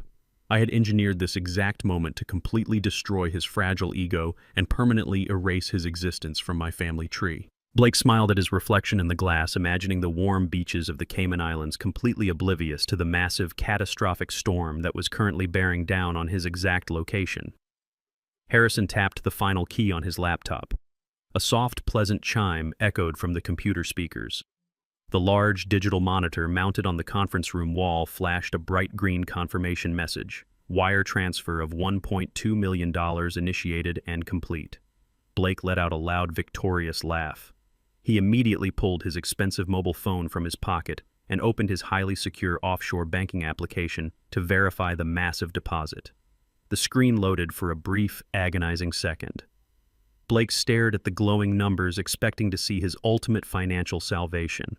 Instead, his victorious smile instantly evaporated, replaced by a look of sheer, suffocating terror.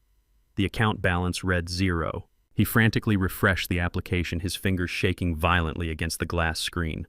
A stark, bright red notification banner aggressively popped up across the top of his banking dashboard. The message was explicitly clear and completely devastating. Warning: this account has been permanently frozen. All assets are currently under immediate seizure and extreme lockdown by the Federal Bureau of Investigation and the Department of Financial Crimes. Please surrender yourself to local authorities immediately. Blake dropped his phone onto the polished mahogany table, his entire body trembling as the absolute horror of his catastrophic failure finally set in. The suffocating silence inside the luxurious downtown escrow office was violently broken by the sound of Blake's frantic, shallow breathing. He stood completely frozen, his eyes wide and bloodshot, staring at the glowing red notification on his smartphone. The offshore account that was supposed to hold his stolen $1.2 million salvation was permanently locked down by federal authorities. He desperately tapped the screen, his manicured fingers slipping against the glass, quietly muttering to himself that it had to be a routing error, a temporary bank glitch, or a simple mistake by the holding company. He looked up at Harrison, ready to aggressively demand that the massive wire transfer be reissued immediately. But before a single arrogant word could escape his trembling lips, the heavy, solid mahogany doors of the executive conference room were thrown open with a resounding, thunderous crash. The sudden, violent noise rattled the expensive crystal water glasses on the table. Blake spun around, ready to scream at whatever intern or security guard had dared to interrupt his closing. Instead, the words completely died in his throat. Stepping through the wide doorway was a man Blake barely recognized. It was me. But I was no longer wearing the faded flannel shirts, the dusty work jeans, or the scuffed steel toe boots that Blake had mocked for years. I was dressed in a flawless, bespoke midnight blue Italian wool suit perfectly tailored to my broad shoulders. A crisp white silk shirt, a subtle silver tie, and a gleaming, ultra-rare Patek Philippe watch rested effortlessly on my wrist. I walked into the room with the undeniable gravitational authority of an apex predator returning to his throne. Flanking my right side was Richard, my elite financial attorney, carrying a thick black leather litigation portfolio and wearing a predatory smirk. Flanking my left were two highly decorated, heavily armed officers from the Federal Financial Crimes Division, their badges catching the overhead lights. Blake's brain completely short-circuited. He took a stumbling step backward, his expensive leather shoes sliding awkwardly against the plush carpet. He pointed a shaking, accusatory finger directly at my chest. "What the hell is this?" Blake screamed, his voice cracking into a high, hysterical pitch. "What are you doing here, you crazy old man? How did you get past security?" He whipped his head around to glare at Harrison, who was calmly closing his laptop. "Call building security right now. This man is severely mentally ill. He is legally incompetent and suffering from advanced dementia. He wandered away from his slum and he needs to be physically removed from this premises immediately." Harrison did not reach for the phone. Instead, he smoothly buttoned his suit jacket, stood up from his chair, and walked directly around the large table to stand respectfully behind my right shoulder. Blake's jaw dropped.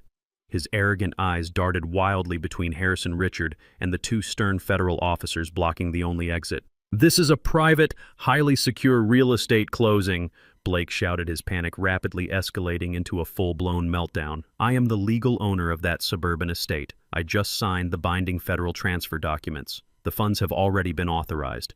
You cannot legally be in this room." Richard stepped forward, exuding the terrifying, lethal confidence of a man who destroys corporate empires for a living. He opened his black leather portfolio and pulled out a pristine, beautifully embossed stack of original property deeds. "Actually, Mr. Kensington," Richard stated, his voice echoing with absolute uncompromising legal authority, "you are not the owner of that estate. You were never the owner of that estate. My firm represents the Apex Legacy Trust, the sole undisputed legal entity that holds the deed to the property in question. And the man standing in front of you is the sole executor, primary beneficiary, and absolute chairman of that trust." Richard casually tossed the authentic, unredacted trust documents directly onto the polished mahogany table right next to the fraudulent papers Blake had just enthusiastically signed. "Your wife Jada was merely listed as a permitted non-equity resident for tax structuring purposes," Richard continued, twisting the metaphorical knife. "She never held the legal right to sell, mortgage, or transfer a single square inch of that property.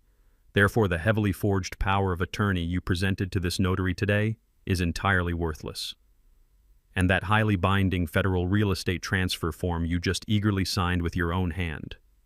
That is not a closing document, Mr. Kensington. That is a textbook, perfectly documented, open and shut confession to severe federal wire fraud and attempted grand theft real estate."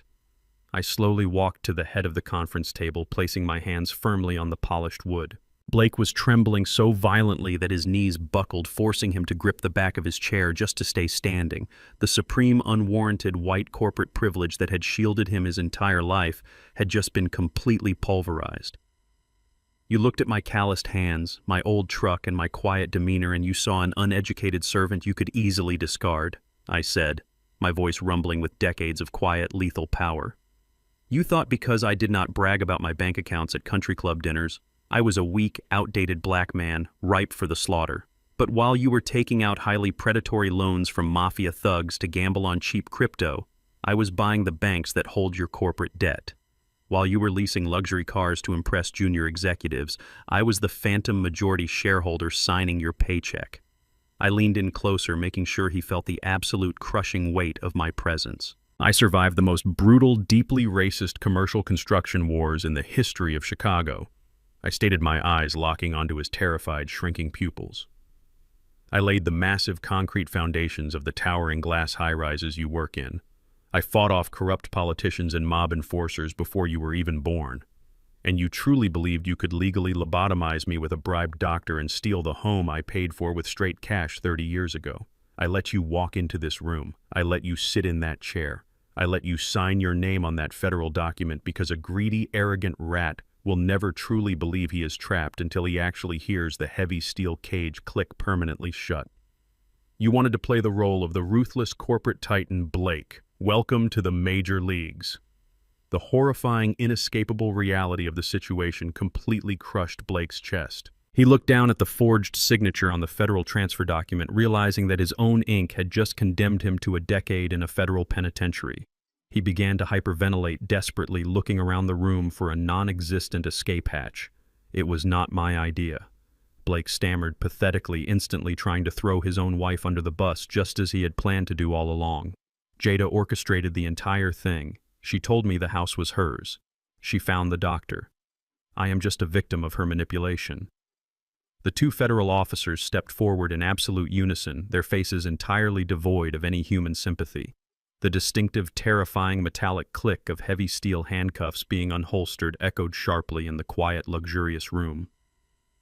Blake Kensington, the lead officer, commanded, his voice booming with absolute, uncompromising authority. "You are under arrest for federal wire fraud, severe identity theft, and attempted grand larceny. Put your hands behind your back immediately." The distinctive, terrifying metallic click of heavy steel handcuffs being unholstered echoed sharply in the quiet room. Before the federal officers could advance on the trembling, cornered coward, a sudden commotion erupted in the reception area outside. The heavy mahogany doors burst open for a second time. Jada stumbled into the executive conference room, her breathing ragged, her designer clothes completely disheveled. Driven to the absolute brink of insanity by the looming threat of the violent loan sharks I had set upon her, she had frantically tracked her husband's location through his shared corporate calendar, desperately seeking the man she believed was her final lifeline. She froze in the doorway, her wide, bloodshot eyes darting from the federal agents to Richard and finally landing on me, standing tall and immaculate in my bespoke suit. But before my daughter could even process the horrifying reality of the room, Blake made a move so profoundly pathetic it disgusted even the hardened federal agents. He lunged forward, grabbed Jada roughly by the arm, and violently yanked her in front of his own body, literally using his weeping wife as a human shield. "It was not me," Blake shrieked, his voice cracking with pure, unadulterated cowardice as he pointed a shaking finger over Jada's shoulder. "She is the mastermind. She orchestrated the entire fraud. She brought the fake doctor to the apartment, she forged the power of attorney, and she explicitly told me the house was legally hers to sell. I am completely innocent. I am a victim of her financial manipulation." "Arrest her!"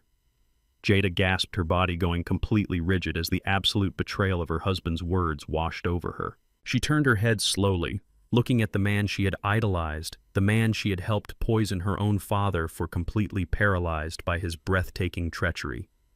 I did not raise my voice. I simply gave a subtle, practiced nod to Harrison. Moving with the smooth efficiency of a highly paid corporate operative, Harrison stepped over to the mahogany media console built into the wall. He tapped a sleek digital interface, instantly dimming the recessed overhead lights and lowering a massive high-definition projection screen from the ceiling directly behind the conference table. The room was plunged into cinematic darkness, illuminated only by the glaring bright light of the projector. A crystal-clear, high-resolution video file began to play, accompanied by pristine, undeniably crisp audio. The screen displayed the interior of the highly exclusive downtown cigar lounge from just 2 days prior. There was Blake lounging arrogantly in a leather wingback chair, puffing on an expensive Cuban cigar and clinking a heavy crystal glass with the sleazy, unlicensed real estate broker. The federal officers paused, watching the screen intently. Jada stood absolutely frozen, her eyes glued to the massive projection of her husband.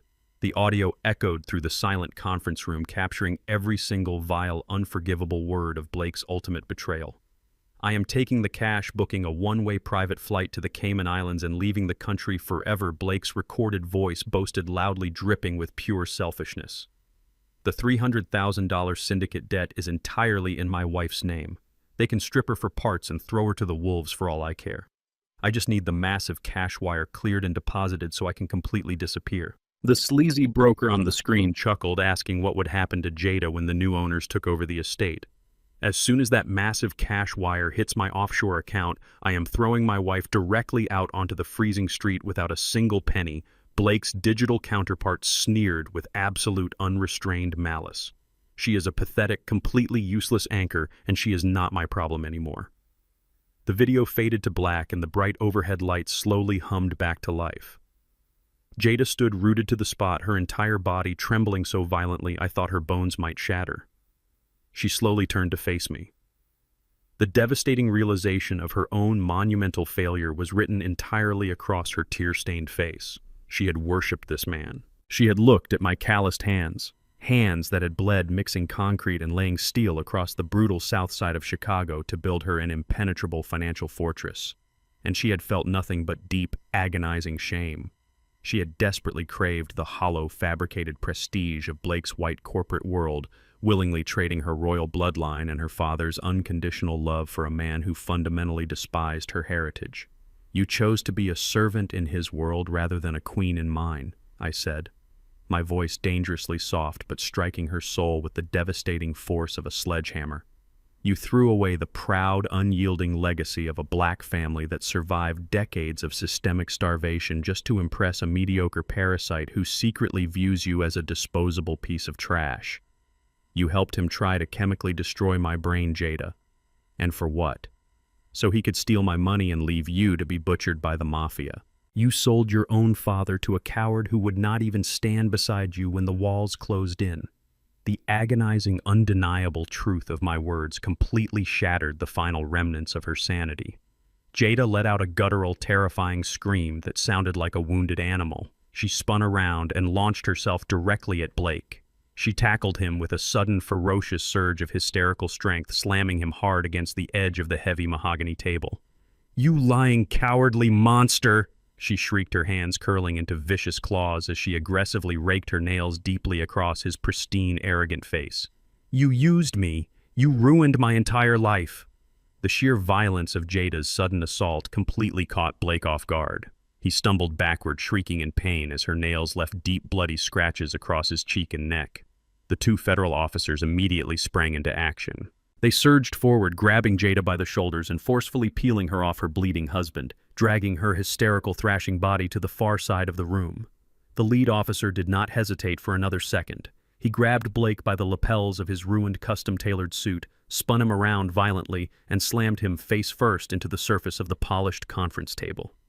Blake gasped as the breath was knocked completely out of his lungs. The officer drove his heavy knee directly into the center of Blake's back, pinning him to the wood, and forcefully wrenched his arms behind him. The heavy steel handcuffs clicked shut around his wrists with a harsh, final finality.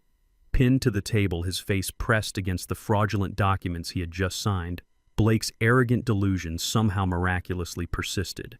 He craned his neck, looking up at me with eyes filled with pure, unadulterated hatred and desperate, manic denial. "You think you have won? You outdated old fool!" Blake screamed, his voice echoing frantically through the room as the officers hauled him roughly to his feet. "My firm is a financial titan. I am a senior executive. When my chief executive officer finds out what you did, he will send the most vicious, high-powered corporate defense lawyers in the entire city to bail me out. They will absolutely crush you in court. You just wait." Blake thrashed against the iron grip of the federal agents, his expensive leather shoes scrambling desperately for traction on the plush carpet. Blood from the deep, vicious scratches Jada had just carved into his face trickled down his neck, staining his pristine white silk collar. Yet even in the face of absolute, undeniable ruin, his blinding arrogance refused to die. He genuinely believed that his fabricated white-collar prestige made him fundamentally untouchable by the consequences of his own actions. "You have absolutely no idea who you are dealing with." Blake spat, his chest heaving as he glared at me with feral, desperate hatred. "I am a top-tier senior vice president at a massive, multi-billion-dollar financial institution. I generate millions of dollars in revenue every single quarter. When my chief executive officer Bradley hears that some uneducated, outdated construction worker tried to frame me for a real estate scam, he will unleash an army of corporate defense attorneys. They will completely destroy your bogus trust fund. They will sue you into absolute poverty, and I will walk out of that courthouse a free, incredibly wealthy man. You cannot touch me. I belong to a world you could not possibly comprehend." I did not flinch. I did not raise my voice to argue with a cornered, delusional rat. I simply reached inside the breast pocket of my bespoke midnight blue suit and pulled out my encrypted high-security mobile phone. I tapped the glowing screen once, opening my contact list, and pressed the speakerphone button. I held the device out in the quiet, tense air of the mahogany conference room, letting the dial tone ring out loudly for everyone to hear. Blake let out a harsh, mocking laugh, completely convinced I was making a pathetic last-ditch effort to call a cheap strip mall lawyer to negotiate a surrender. "Let me guess." Blake sneered, his voice dripping with unrestrained malice. "You are calling that shady $2 attorney you hired to scare me in your dirty little slum. Go ahead, call him. It will not save you." The phone rang a second time. On the third ring, the line clicked open. A deep, highly authoritative, and instantly recognizable voice filled the expansive room. "Good afternoon, Mr. Chairman," the voice said, exuding absolute, uncompromising respect. "Is the pest control operation fully complete?" Blake's mocking laughter died instantly in his throat. The remaining color completely drained from his scratched, bleeding face. His eyes went wide with pure, unadulterated horror. He recognized that commanding voice immediately. It was Bradley, the ruthless chief executive officer of his prestigious financial firm, the very man Blake had just confidently boasted would send an army of lawyers to save him. "It is complete." "Bradley," I replied, my voice smooth, cold, and entirely devoid of mercy. "You may go ahead and deliver the final news to our former associate." I lowered the phone slightly, aiming the speaker directly at Blake's pale, trembling face. There was a brief, agonizing pause on the other end of the line. "Kensington, you absolute monumental fool," Bradley stated, his voice stripped of all its usual corporate warmth, replaced entirely by pure lethal disgust. "You are officially terminated from this firm, effective immediately with extreme cause. Our internal forensic auditors have spent the last 48 hours tearing through your accounts. We have already forwarded your extensive, highly documented embezzlement records, your falsified expense reports, and your fraudulent wire transfers directly to the federal authorities currently holding you in custody. You are completely toxic, Kensington. And by the way," Bradley added, his tone shifting back to profound reverence, "thank you, Mr. Chairman, for allowing us to finally take out the garbage. I will see you at the board meeting on Tuesday." I tapped the screen, disconnecting the call. The silence that rushed back into the room was incredibly heavy, suffocating, and absolute. Blake stood perfectly still, his brain completely breaking as he tried to process the catastrophic cognitive dissonance of the last 60 seconds. The cognitive shock was almost physically painful to witness. The pathetic, senile, blue-collar black man he had despised, mocked, and actively tried to chemically lobotomize was not a victim. I was the supreme, undisputed chairman of his entire corporate universe. "You thought you were a self-made titan of industry," I said, taking a slow, deliberate step toward him, forcing him to shrink back into the grip of the federal agents. "You bragged to your junior executives about swindling an uneducated old man. You drank expensive vintage champagne in a luxury executive lounge, completely oblivious to the fact that I personally pay the commercial lease on that entire building. When the financial market collapsed back in 2008 and your prestigious firm was hours away from total bankruptcy, I bought a controlling 60% ownership stake in the entire corporation through anonymous offshore holding companies. I saved that company from the ashes, using the exact same fortune I built, pouring concrete and laying steel across the freezing, unforgiving south side of Chicago." I leaned in closer, my eyes locking onto his terrified, completely broken pupils. "You collected your massive, unearned end-of-year bonuses simply because my digital signature was stamped on the bottom of the corporate ledger. You drove a $100,000 luxury car because my holding company generously authorized the lease to keep my daughter happy. You demanded I pick up my life-saving heart medication from your pristine hardwood floor, completely blind to the fact that you were standing on a floor I bought, living a luxury life I entirely subsidized. You genuinely believed your white-collar status and your expensive business degree made you fundamentally superior to a man who works with his hands. But you were never a King Blake. You were nothing but a highly paid, easily replaceable servant operating inside my kingdom. I let you climb the corporate ladder just high enough to ensure that when I finally kicked the ladder out from under you, the fall would permanently and irreparably break your neck." The inescapable, crushing weight of his absolute destruction finally hit Blake all at once. His legs completely gave out beneath him. The two federal agents had to quickly adjust their grip, violently hauling him up by his armpits to keep his knees from slamming into the floor. He was no longer an arrogant, aggressive executive. He was a hollow, entirely broken shell of a man facing decades in a federal penitentiary. He stared at me with empty, vacant eyes, his jaw trembling silently, completely unable to form a single coherent word. He had absolutely no house, no money, no job, no wife, and no freedom. The lead federal agent did not offer a single ounce of sympathy. He shoved Blake roughly forward toward the heavy mahogany doors, dragging his dead, unresisting weight across the plush carpet. The doors swung open and slammed shut behind them with a loud, definitive thud. The arrogant monster who had tried to steal my life was permanently gone, leaving only the sound of Jada's quiet, terrified sobbing echoing from the far corner of the room. The heavy mahogany doors clicked shut, plunging the executive conference room into a suffocating, terrifying stillness. The federal agents, my ruthless attorney Richard the Silent Notary, and the ruined handcuffed remains of Blake Kensington were completely gone. The only sound left in the massive, luxurious space was the ragged, hysterical sobbing of my only daughter. Jada was still crumpled on the plush carpet where she had collapsed after viciously attacking her husband. Her expensive designer dress was violently wrinkled and stained with her tears, her premium high heels cast aside like discarded trash. She looked up at me, her eyes wide, bloodshot, and completely, utterly desperate. The flawless facade of the untouchable corporate socialite was entirely shattered, leaving behind nothing but a terrified, highly vulnerable child who had just watched her entire fabricated reality burn to the ground.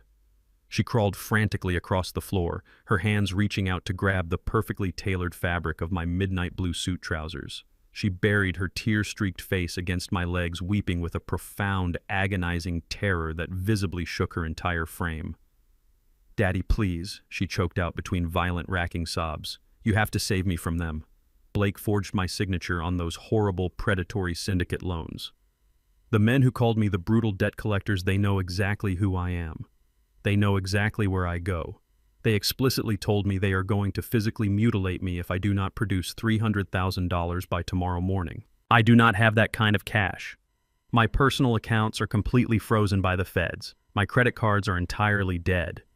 You are the absolute only one who can fix this. You have tens of millions of dollars. You secretly own his entire company. Just pay the debt, Daddy. Please just wire the funds and make those violent monsters go away. I will do anything you want. I will be the perfect, obedient daughter. Just please do not let them hurt me." I did not wrap my arms around her trembling shoulders. I did not offer her a warm, forgiving embrace or a comforting whisper telling her everything would magically be okay. I did not show a single ounce of the blind, unconditional parental leniency that had allowed this monster to grow inside my house. Instead, I reached down and firmly grasped her chin with my heavily calloused fingers. I tilted her head up forcefully, forcing her bloodshot, terrified eyes to lock directly onto mine. She was desperately searching my face for salvation. She was looking for the soft, highly accommodating father who always rushed in to quickly clean up her catastrophic financial messes with a blank check and a heavy, defeated sigh. She found absolutely nothing but glacial, uncompromising ice. The man looking back at her was not the soft, elderly target she had eagerly tried to chemically lobotomize. It was the apex predator who had just ruthlessly decimated her arrogant husband, Jada. I said, my voice dangerously even and devoid of any human warmth. "You are bleeding on the very floor of the financial fortress I built, begging for the exact same wealth you actively, maliciously plotted to steal from me. You sat in my house eating food purchased entirely with my money, and you deliberately poured a highly dangerous, mind-destroying sedative into my water glass. You looked at the man who carried you as a baby, and you consciously chose to treat him like a disposable piece of trash just to impress a racist, mediocre coward who threw you to the wolves the very second his own freedom was threatened. You are not begging for forgiveness because you feel genuine moral remorse for your unforgivable betrayal. You are begging for a massive financial bailout because you are completely terrified of the brutal physical consequences of your own vicious actions. You made a highly calculated, malicious choice to climb into the gutter with a diseased rat. Now you are absolutely shocked that you are covered in filth and cornered by feral, starving dogs." She gasped, fresh tears spilling over my fingers, desperately shaking her head in a pathetic, weak attempt at denial. I tightened my grip slightly, ensuring she absorbed every single syllable of her impending doom. I spent 4 decades breaking my own back in the freezing, brutal winters of South Chicago. I continued, my voice echoing with the crushing weight of 1,000 unpaid, agonizing debts. I endured the violent, systemic racism of corrupt municipal building inspectors, deeply prejudiced commercial bankers, and violent union mobs. I swallowed my intense pride, I bled on rusted steel rebar, and I built an underground real estate empire entirely from scratch so that you would never ever have to experience the bitter, dehumanizing taste of extreme poverty. I gave you elite private schools, pristine ballet shoes, and absolute financial invulnerability. I desperately tried to buy your dignity, but your late mother, Diane, was completely, tragically right. You cannot buy strong moral character for someone who fundamentally lacks a soul. You took the magnificent, impenetrable royal armor I built for you, and you eagerly traded it for a cheap plastic crown in a fake, highly toxic white-collar kingdom. You looked down on the very black blood pumping through your own veins. You wanted to be recognized as a high society elite so desperately that you happily traded your own father's sanity for a permanent seat at their snobby prejudice table. Well, you are officially sitting at the table, Jada, and the massive crushing bill has finally arrived. I let go of her chin, abruptly stepping back so she fell forward, catching herself hard on the floor with her bare hands. I am not going to pay the criminal syndicate a single, solitary dime of my money, I declared, sealing her fate with absolute terrifying certainty. You are going to go out into the real world and get a minimum wage job. You are going to scrub filthy floors, wash greasy dishes, or flip burgers on a hot grill. You are going to set up a rigid, highly aggressive payment plan with the collection agency, and you are going to personally pay back every single penny of that $300,000 debt with your own physical labor.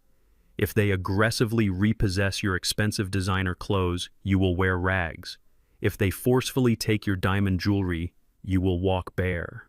And that beautiful $2 million suburban estate you and your cowardly husband aggressively tried to sell out from under me. I legally transferred the complete, irrevocable deed to a local foundation for orphaned children early this morning. You have absolutely nothing left to steal. Jada let out a harrowing, blood-curdling scream of pure, absolute devastation. She curled into a tight, violently trembling ball on the luxurious carpet, pulling her own hair as the suffocating, inescapable reality of her new, brutal life violently crushed her. She was entirely bankrupt, deeply and dangerously in debt to violent underground criminals, and permanently exiled from the massive multi-million-dollar fortune she had spent her entire life arrogantly taking for granted. She reached out one final desperate time, her manicured fingers clawing weakly at the empty air where I used to stand. "Daddy, you cannot do this to me," she wailed, her voice tearing at her throat. "I will not survive out there on the streets. I do not know how to work like that. You are literally sentencing me to death." I paused at the heavy mahogany doors, calmly adjusting the perfectly tailored cuffs of my bespoke suit. I did not look back at the broken, weeping woman completely shattered on the floor. I survived the absolute worst, most violent streets of this city with absolutely nothing but a rusted hammer and my own sheer, unrelenting willpower. I said, my voice cold, final, and absolute. "It is time you finally learn how to swing one." I stepped out of the grand conference room and pulled the heavy doors firmly shut behind me. The loud, definitive click of the latch echoed through the corridor, like a heavy iron prison cell locking permanently into place, leaving her entirely alone in the dark to face the monsters she had invited in. 3 months later, the sterile, heavily wood-paneled walls of the federal courthouse in downtown Chicago felt like a pressurized vacuum. I sat perfectly still in the front row of the gallery wearing a pristine charcoal suit, watching the final, desperate thrashing of a completely ruined man. Blake sat at the defense table. The 3 months in a federal holding cell had entirely stripped him of his corporate arrogance. His expensive haircut was gone, his posture was violently hunched, and the bespoke Italian suits had been permanently replaced by an oversized standard-issue orange jumpsuit. Yet even facing a mountain of undeniable federal evidence, his high-priced slick defense attorney attempted a final, deeply offensive legal maneuver. The defense lawyer stood before the diverse 12-person jury, desperately trying to rewrite the entire narrative. He paced the floor, weaving a sickeningly fabricated tale of reverse discrimination and entrapment. He pointed a perfectly manicured finger directly at me, painting me as a bitter, vengeful billionaire who fundamentally hated his white son-in-law. He told the jury that I had maliciously orchestrated a highly complex, multi-million-dollar trap purely to destroy an innocent, naive corporate executive who was just trying to manage his ailing father-in-law's estate. He claimed Blake was the true victim, targeted and financially ruined by an angry black father who never approved of the interracial marriage. It was a vile, incredibly desperate attempt to weaponize race and twist the facts, hoping to find just one sympathetic juror willing to believe the myth of the victimized white professional. The federal prosecutor did not even bother to argue with the offensive narrative. He simply stood up, adjusted his glasses, and called Richard to the stand to authenticate the final piece of digital evidence. Richard strode to the witness box with the lethal, terrifying confidence of a shark smelling fresh blood in the water. The prosecutor submitted a verified, encrypted audio file directly into the court record. It was the flawless, high-definition recording Leon had captured from the ceiling of the executive lounge on the day of Blake's arrogant office party. The prosecutor pressed play, and Blake's own drunken, highly amplified voice echoed off the high ceilings of the federal courtroom. The jury listened in absolute horrified silence as Blake's voice slurred through the speakers, bragging loudly to his junior colleagues about swindling an uneducated, outdated old black man. Every single vicious, highly offensive racial slur he had casually thrown around the lounge echoed perfectly in the quiet courtroom. But the absolute devastation came when the audio shifted to Blake explicitly detailing his malicious plan to hire a corrupt mob-indebted doctor.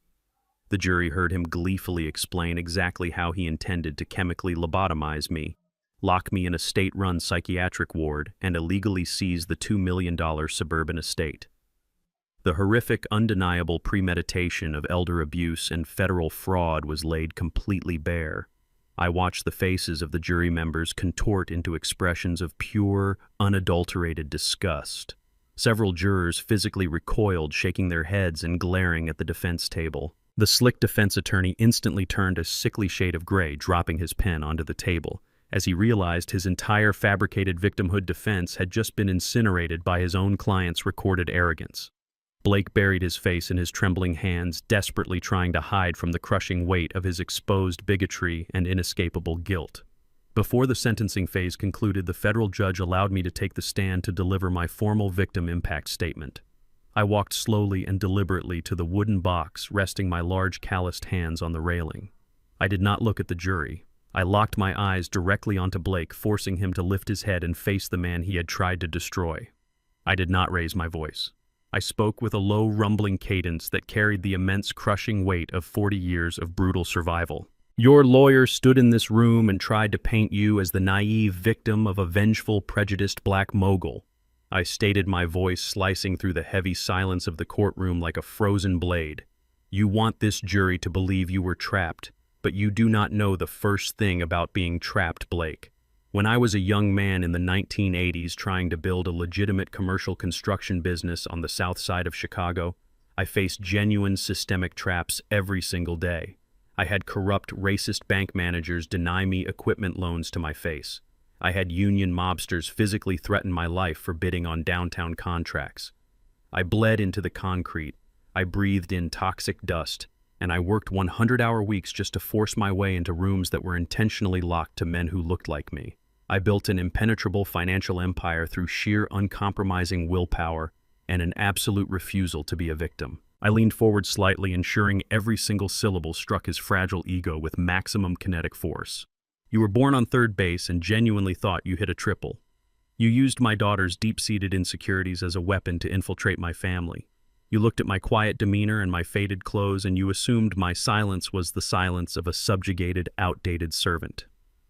You thought you could simply wave a forged piece of paper and erase 4 decades of my blood and sweat.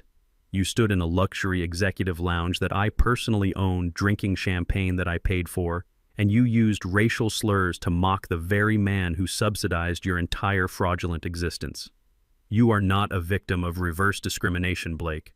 You are a victim of your own breathtaking, insurmountable stupidity and your fundamental lack of a soul. You brought a cheap plastic shovel to dig a grave for a man who owns the entire concrete factory. I am not standing here as a victim of your pathetic financial crimes. I am standing here as the absolute architect of your permanent destruction. The federal judge leaned forward, his face a mask of absolute, uncompromising judicial authority. He looked down at the broken, trembling shell of the man sitting at the defense table with visible contempt. Blake Kensington. The judge's voice boomed across the silent room, dropping the final, inescapable anvil on my son-in-law's life. For the charges of severe federal wire fraud, attempted grand larceny, identity theft, and conspiracy to commit elder abuse, I find you completely devoid of any redeeming moral character. You orchestrated a malicious, highly predatory scheme to medically and financially destroy an elderly man who offered you nothing but a roof over your head. The judge slammed his heavy wooden gavel down onto the sounding block with a sharp, violent crack that made Blake physically jump in his seat. I hereby sentence you to 15 years in a maximum security federal penitentiary. There will be absolutely no possibility of early parole. The heavy steel handcuffs were aggressively snapped back onto Blake's wrists by the waiting federal marshals. As they violently hauled him up from his chair and dragged him toward the heavy side door leading to the holding cells, Blake twisted his neck, looking back at me one final time. His eyes were wide, completely filled with pure, unadulterated terror and the absolute crushing despair of a man who realized his life was permanently and irrevocably over. I did not smile. I did not blink. I simply adjusted the cuff of my bespoke jacket and watched the heavy wooden door slam shut permanently, erasing him from my world. The harsh, blinding fluorescent lights of the mega supermarket illuminated every single stain on the cracked linoleum floor. I sat quietly in the dark, freezing shadows of the expansive parking lot, hidden behind the steering wheel of my beat-up 2005 Ford pickup truck. Leon had expertly tapped into the supermarket's internal security cameras and audio microphones, feeding the live transmission directly to a secure tablet mounted on my dashboard. Through the massive glass storefront and the digital feed, I watched my only daughter plunge her heavily calloused, ungloved hands into a bright yellow bucket of scalding hot water mixed with cheap industrial-grade bleach. The noxious chemical fumes must have burned her nostrils and stung her eyes, a sharp, constant physical reminder of her spectacular self-inflicted fall from grace. She was wearing a stiff, ill-fitting polyester janitorial uniform, a faded navy blue smock with a crooked plastic name tag pinned to her chest. It had been exactly 6 months since the heavy mahogany doors of the downtown conference room had slammed shut, sealing her fate and entirely severing her from my immense protective fortune. Left entirely alone to face the ruthless, violent collection agents representing the underground syndicate, Jada had been forced to surrender absolutely everything she owned. The designer leather handbags, the diamond tennis bracelets, the luxury vehicles, and every single piece of high-end custom-tailored clothing were aggressively seized and liquidated to satisfy the initial crushing interest payments of her husband's debt. She was evicted from her temporary luxury rental and forced to move into a tiny, drafty studio apartment on the dangerous fringes of the city. She was now working grueling 12-hour overnight shifts, scrubbing filthy public toilets and mopping miles of grocery aisles just to make the punishing weekly cash payments to the cartel. The soft, perfectly manicured hands that used to delicately hold crystal champagne flutes at exclusive all-white country clubs were now permanently raw, cracked, and heavily blistered from the unforgiving chemical detergents. Through the screen, I watched her lean heavily against the wooden handle of her industrial mop, her lower back clearly screaming in agonizing pain. Every muscle in her body must have ached with a deep bone-wearying exhaustion she had never known existed. But she did not stop. She dipped the heavy mop back into the steaming, dirty water and wrung it out with a fierce, desperate rhythm. As Jada pushed her heavy cleaning cart down the brightly lit organic produce aisle, the automatic glass doors at the front of the store slid open. A loud, piercing burst of familiar, high-pitched laughter echoed through the quiet supermarket, picking up perfectly on the audio feed. Jada froze her grip, tightening instinctively around the wooden mop handle. Walking down the center aisle, dressed in pristine, expensive winter coats and carrying designer leather handbags that cost more than Jada's current annual salary, was a tight cluster of 3 women. It was the exact same circle of elite high society country club wives she used to drink imported vintage champagne with. The very women who had watched her premium credit cards violently decline at the upscale French restaurant on the exact day her entire fabricated life began to unravel. I watched Jada's initial terrifying instinct take over. She took a half-step backward, clearly wanting to abandon her cleaning cart and sprint toward the swinging doors of the employee break room to hide her absolute crushing humiliation. But before she could even turn around, the lead woman, a remarkably arrogant and notoriously vicious socialite named Victoria, spotted her. Victoria stopped dead in her tracks, her perfectly contoured face contorting into a mask of pure, unfiltered shock which rapidly morphed into a cruel, malicious smirk. "Oh my God, girls, look who it is!" Victoria sneered loudly, intentionally ensuring her piercing voice carried down the entire aisle and directly into the security microphones. "It is Jada Kensington. I heard the terrible rumors about her husband going to a federal penitentiary for fraud, but I had absolutely no idea she ended up scrubbing floors for minimum wage." The other 2 women gasped in exaggerated, highly theatrical horror, aggressively covering their mouths as they openly stared at Jada's stained polyester uniform and her raw, blistered hands. "What an absolute tragic disaster," one of them whispered loudly, her eyes raking over Jada with intense, undeniable classist disgust. "I always knew all that money was completely fake. They were nothing but pathetic social climbing frauds the entire time. Victoria took a slow, deliberate step forward, pulling a half-empty cup of expensive customized iced coffee from her designer purse. She looked directly into Jada's tired, bloodshot eyes, her expression dripping with sheer, unadulterated malice. "You missed a spot right here, sweetheart," Victoria mocked cruelly. With a flick of her diamond-adorned wrist, she deliberately tipped the plastic cup forward, pouring the sticky dark brown liquid and crushed ice directly onto the freshly cleaned linoleum floor, right at the tips of Jada's worn-out non-slip work shoes.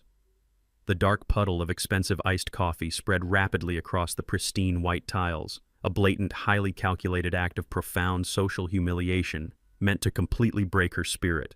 Months ago, the old Jada would have completely shattered into a million fragile pieces. She would have dropped the heavy mop, burst into hysterical, dramatic tears, and sprinted away in absolute shame, desperately wishing the grocery store floor would swallow her whole. She would have immediately pulled out her cell phone and called her wealthy father, begging and pleading for a massive financial bailout to escape the stinging public embarrassment of her arrogant peers. But the old Jada was entirely permanently dead. The grueling, agonizing months of brutal physical labor, the constant suffocating threat of violent debt collectors, and the absolute destruction of her racist white-collar husband had violently stripped away her fake, entitled ego. Sitting in my freezing truck, I held my breath, watching the screen intensely, waiting to see if the monster I created would run, or if the woman I raised would finally fight back. Standing there in the harsh fluorescent light, looking at the cruel, sneering faces of the women she used to desperately emulate, Jada finally understood the profound, unforgiving lesson I had forced her to learn. She realized that these women with their platinum credit cards and their inherited wealth were utterly hollow. They possessed absolutely no fundamental strength, no survival instincts, and zero actual character. Jada took a slow, incredibly deep breath, visibly steadying her racing heart. She did not cry. She did not avert her gaze or shrink back in submissive shame. She gripped the heavy wooden handle of her industrial mop with her scarred, calloused hands, planted her feet firmly on the ground, and lifted her chin with absolute, unwavering authority. She stared directly into Victoria's malicious eyes with a fierce, penetrating intensity that made the arrogant socialite physically take a nervous step backward. "I am paying off my own debts with my own two hands," Jada stated, her voice incredibly calm, clear, and completely devoid of any embarrassment or fear. "I am working an honest, brutal job to survive the absolute worst consequences of my own terrible mistakes. My father survived the brutal, unforgiving streets of South Chicago by sweeping floors, hauling heavy concrete, and bleeding on steel, just so that my family could eat. There is absolutely no shame in honest physical labor, but there is a massive, pathetic shame in being a cruel, empty woman who has to mock a janitor just to feel powerful." Jada smoothly pushed her heavy mop forward, wiping the sticky coffee spill away with highly practiced, efficient strokes. "Now, if you will excuse me, ladies, you are standing in my workspace." The three wealthy women stood completely paralyzed in the grocery aisle, utterly stunned by the sheer unyielding force of Jada's sudden, overwhelming dignity. Victoria opened her mouth to snap back with another cruel, classist insult, but the raw, uncompromising strength radiating from Jada entirely silenced her. The socialites awkwardly grabbed their designer bags and quickly scurried away down the adjacent aisle, looking over their shoulders with distinct, highly visible discomfort. Jada did not even bother to watch them retreat. She simply plunged her heavy mop back into the steaming bucket of bleach, her posture completely straight, her shoulders pulled back, and continued working her grueling overnight shift. Outside the massive glass storefront hidden in the dark, freezing shadows of the expansive supermarket parking lot, I let out a long, heavy breath that formed a thick cloud of white vapor in the freezing cab of my truck. I turned off the digital surveillance tablet and set it gently on the passenger seat. I watched my daughter face her ultimate terrifying social humiliation and completely refuse to break. I watched her stand her ground, embrace the grueling reality of her situation, and finally channel the strong, resilient black blood that ran deeply through her veins. I took a slow sip from my thermos of hot black coffee, a small, genuine smile forming on my face. The absolute crucible of poverty and physical exhaustion had finally burned away the entitled parasite. For the very first time in her entire adult life, my daughter finally possessed real, undeniable dignity. The brutal 12-hour overnight shift finally ended at 6 in the morning. The heavy automated glass doors of the mega supermarket slid open, releasing Jada into the freezing, unforgiving Chicago wind. I sat perfectly still inside the freezing cab of my beat-up 2005 Ford pickup truck, watching her navigate the icy, snow-covered parking lot. Her physical exhaustion was completely undeniable. Her shoulders were heavily slumped, her posture broken by miles of pushing industrial mops and hauling heavy buckets of chemical bleach. She wrapped her thin, inadequate winter coat tightly around her stained polyester uniform, shivering violently against the bitter cold. She began the long, agonizing walk toward the public bus stop at the edge of the sprawling lot, entirely prepared to endure an hour-long commute back to her tiny, drafty studio apartment. As she walked under the flickering yellow light of a tall parking lamp, she lifted her head and froze completely in her tracks. She spotted the familiar rusted grille of my old truck idling quietly in the shadows, the very same vehicle she used to maliciously mock in front of her wealthy, arrogant friends. Jada stood perfectly still on the frozen asphalt, her breath pluming in thick white clouds of vapor. This was the absolute first time we had been face to face since the night I dragged her out of my apartment, slammed the heavy wooden door in her face, and abandoned her to the violent underground syndicate. She did not know if I was there to mock her spectacular downfall or if I had simply come to witness the absolute misery of the monster I had intentionally crushed. She did not run away. She did not avert her gaze. Slowly she adjusted the strap of her cheap canvas bag and walked deliberately across the icy pavement toward my truck. I rolled down the manual window, letting the freezing morning air flood the cab. The sharp, noxious scent of industrial cleaning ammonia and cheap bleach instantly hit my nose, completely masking the expensive designer perfumes she used to wear. She stopped exactly 3 feet away from my driver's side door. The silence stretching between us was incredibly heavy, far colder and more biting than the winter storm currently burying the city. I looked deeply into her bloodshot, exhausted eyes, waiting for the inevitable pathetic performance. I fully expected her to drop to her knees on the frozen concrete, burst into dramatic, hysterical tears, and beg for a massive financial bailout. I expected her to frantically explain how her raw, blistered hands could not take another day of manual labor. But the theatrical, manipulative socialite was entirely gone. The brutal crucible of extreme poverty and the constant, suffocating terror of her syndicate debt had completely burned away her fabricated entitlement. There were absolutely no tears. There was no hysterical sobbing. She looked at me with the grounded, hardened eyes of a woman who had finally met the real, unforgiving world. "Dad," she said, her voice incredibly quiet and incredibly hoarse from inhaling toxic cleaning fumes all night. "I am not here to ask you for a single dime. I know exactly what I did, and I know I have to pay every single penny of that $300,000 debt myself. The violent men from the collection agency came to my apartment last week. I gave them every piece of designer clothing, every piece of jewelry, and my entire first paycheck. I am on a strict payment plan, and I will scrub these supermarket floors every single night until the balance reaches zero." Jada took a slow, deep breath, her severely cracked, calloused hands gripping the edge of her thin coat. "I am not apologizing because I am cornered," she continued, her tone completely steady and utterly devoid of manipulation. "I am apologizing because I finally realized what I tried to destroy. I looked at my own father, a man who literally broke his spine to build an empire so I would never know hunger, and I treated him like an embarrassing, disposable servant. I let a racist, hollow, deeply insecure white man convince me that my own black heritage and my family's blue-collar blood were something to be ashamed of. I actively helped him try to chemically destroy your mind just so I could maintain a fake, pathetic position in a world that fundamentally hated me. Mom warned me before she died. She told me my arrogance would eventually leave me entirely alone in the dark. I ruined her immaculate legacy, and I shattered your unconditional love. I do not expect you to ever forgive me. I just needed to look you in the eye and tell you that you were absolutely right to cut me off." I sat in the driver's seat, resting my heavy hands on the worn steering wheel, listening to the most honest, authentic words my daughter had spoken in her entire adult life. I did not reach out to offer her a warm, comforting embrace. I did not pull out my platinum checkbook to miraculously wipe away the terrifying mountain of criminal debt currently crushing her existence. Forgiveness without absolute agonizing accountability is nothing but a temporary pause between betrayals. I reached into the deep inner pocket of my heavy winter coat. I did not pull out a stack of $100 bills. I pulled out a single, neatly folded piece of paper. I extended my arm through the open window and handed it to her. Jada took the paper with her raw, blistered fingers and slowly unfolded it under the dim light of the parking lamp. It was not a bank draft. It was a blank standard admissions enrollment application for the local community college located deep in the south side of Chicago.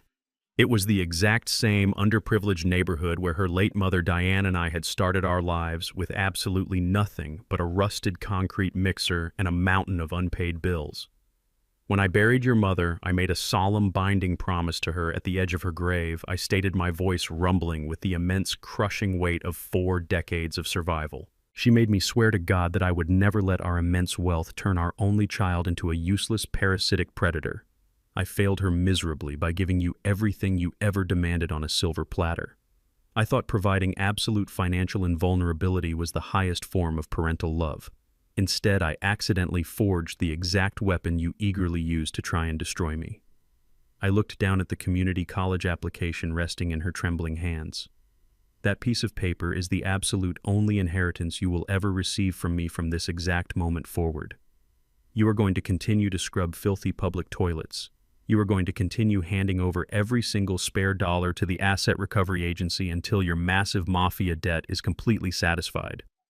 And during the day, you are going to sit in cramped, underfunded classrooms with ordinary, struggling people who are fighting tooth and nail just to survive. You are going to learn the profound, undeniable value of an education you have to pay for with your own physical pain.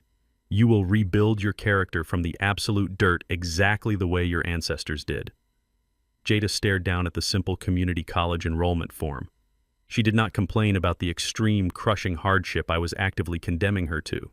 She did not ask how she was supposed to physically survive a grueling 12-hour overnight manual labor shift while simultaneously attending daytime college classes and fighting off violent loan sharks.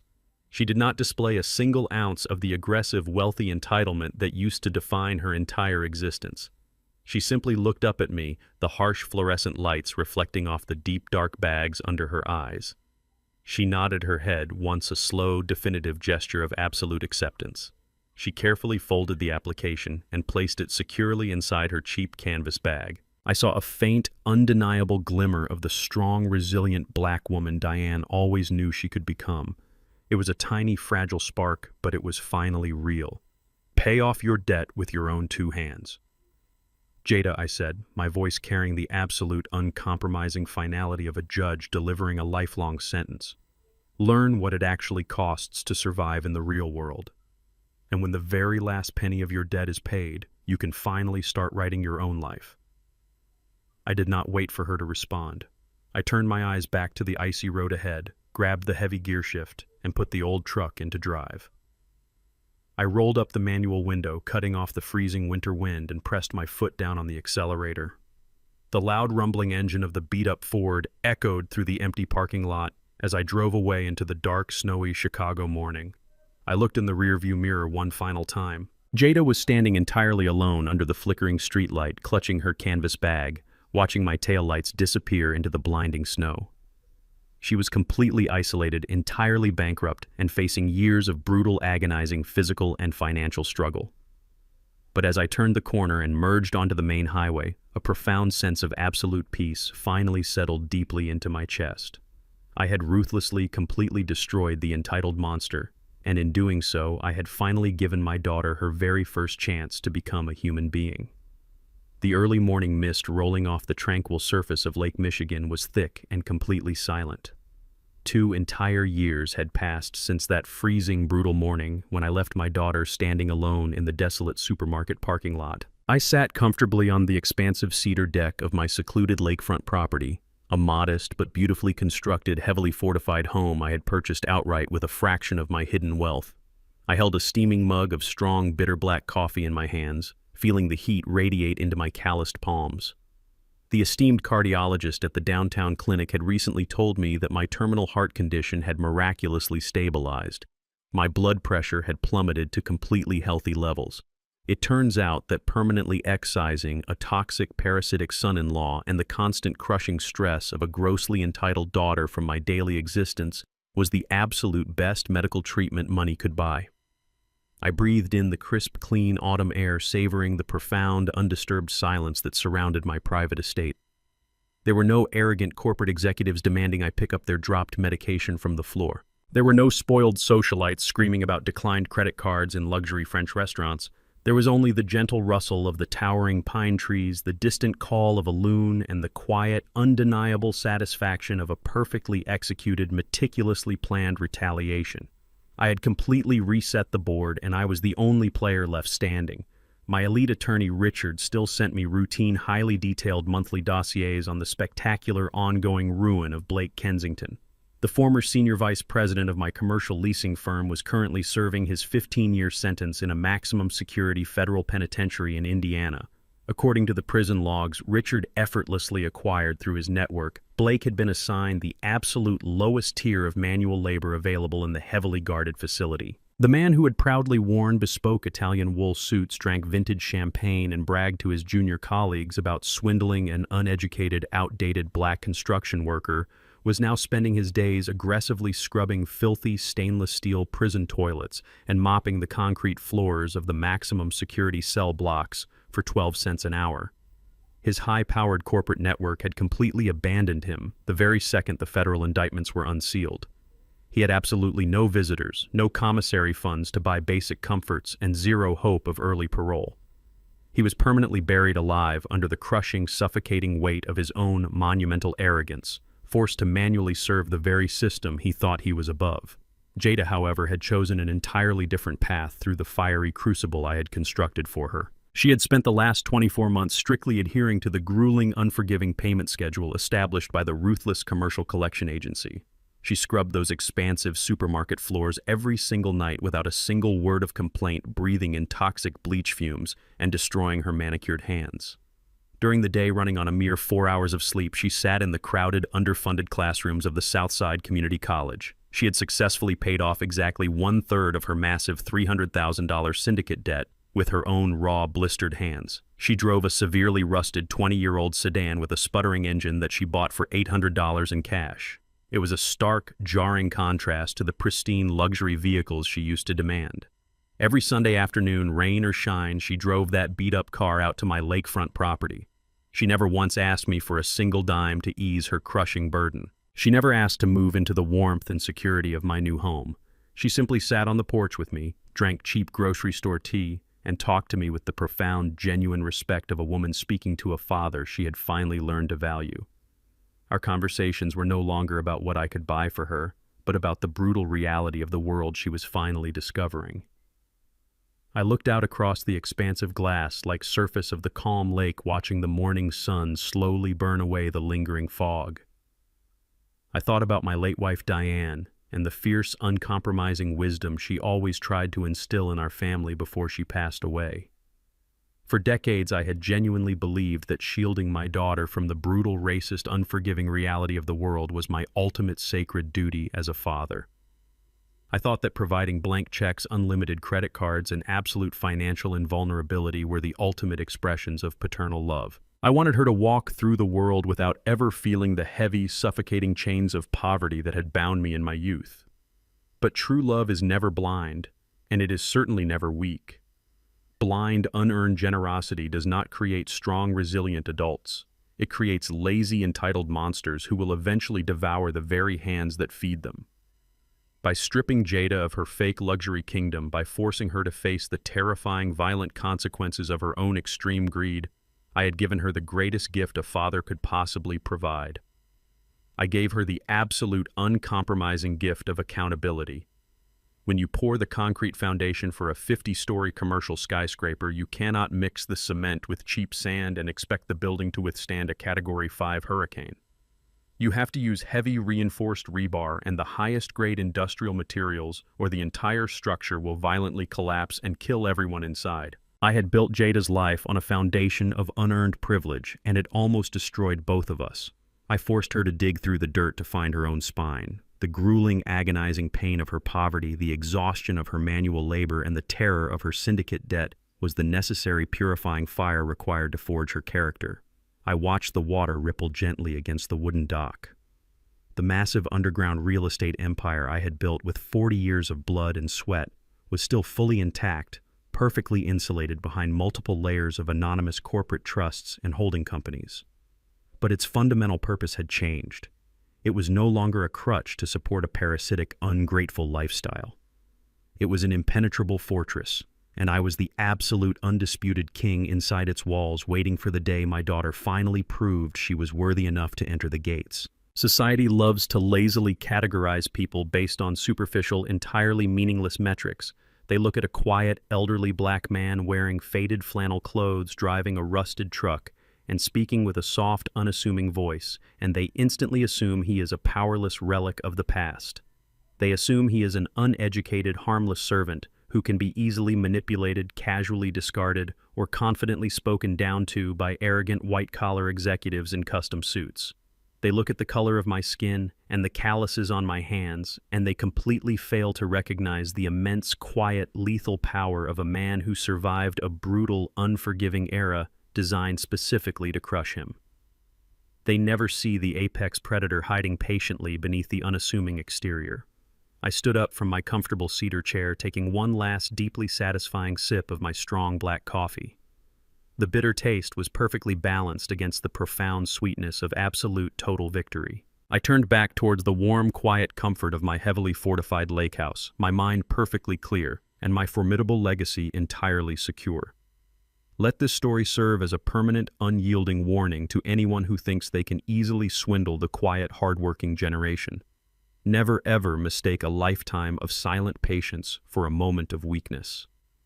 And never treat an old blue-collar black man like he is your disposable servant. Because I do not serve this world. I buy it. Another profound lesson this experience solidified is that true power never needs to announce itself. Those who loudly flaunt their status, flashing premium credit cards and demanding subservience from others, are often the most fragile and heavily leveraged. They build castles on sand, relying entirely on the silent strength of the people they look down upon. Real wealth and genuine authority are quiet.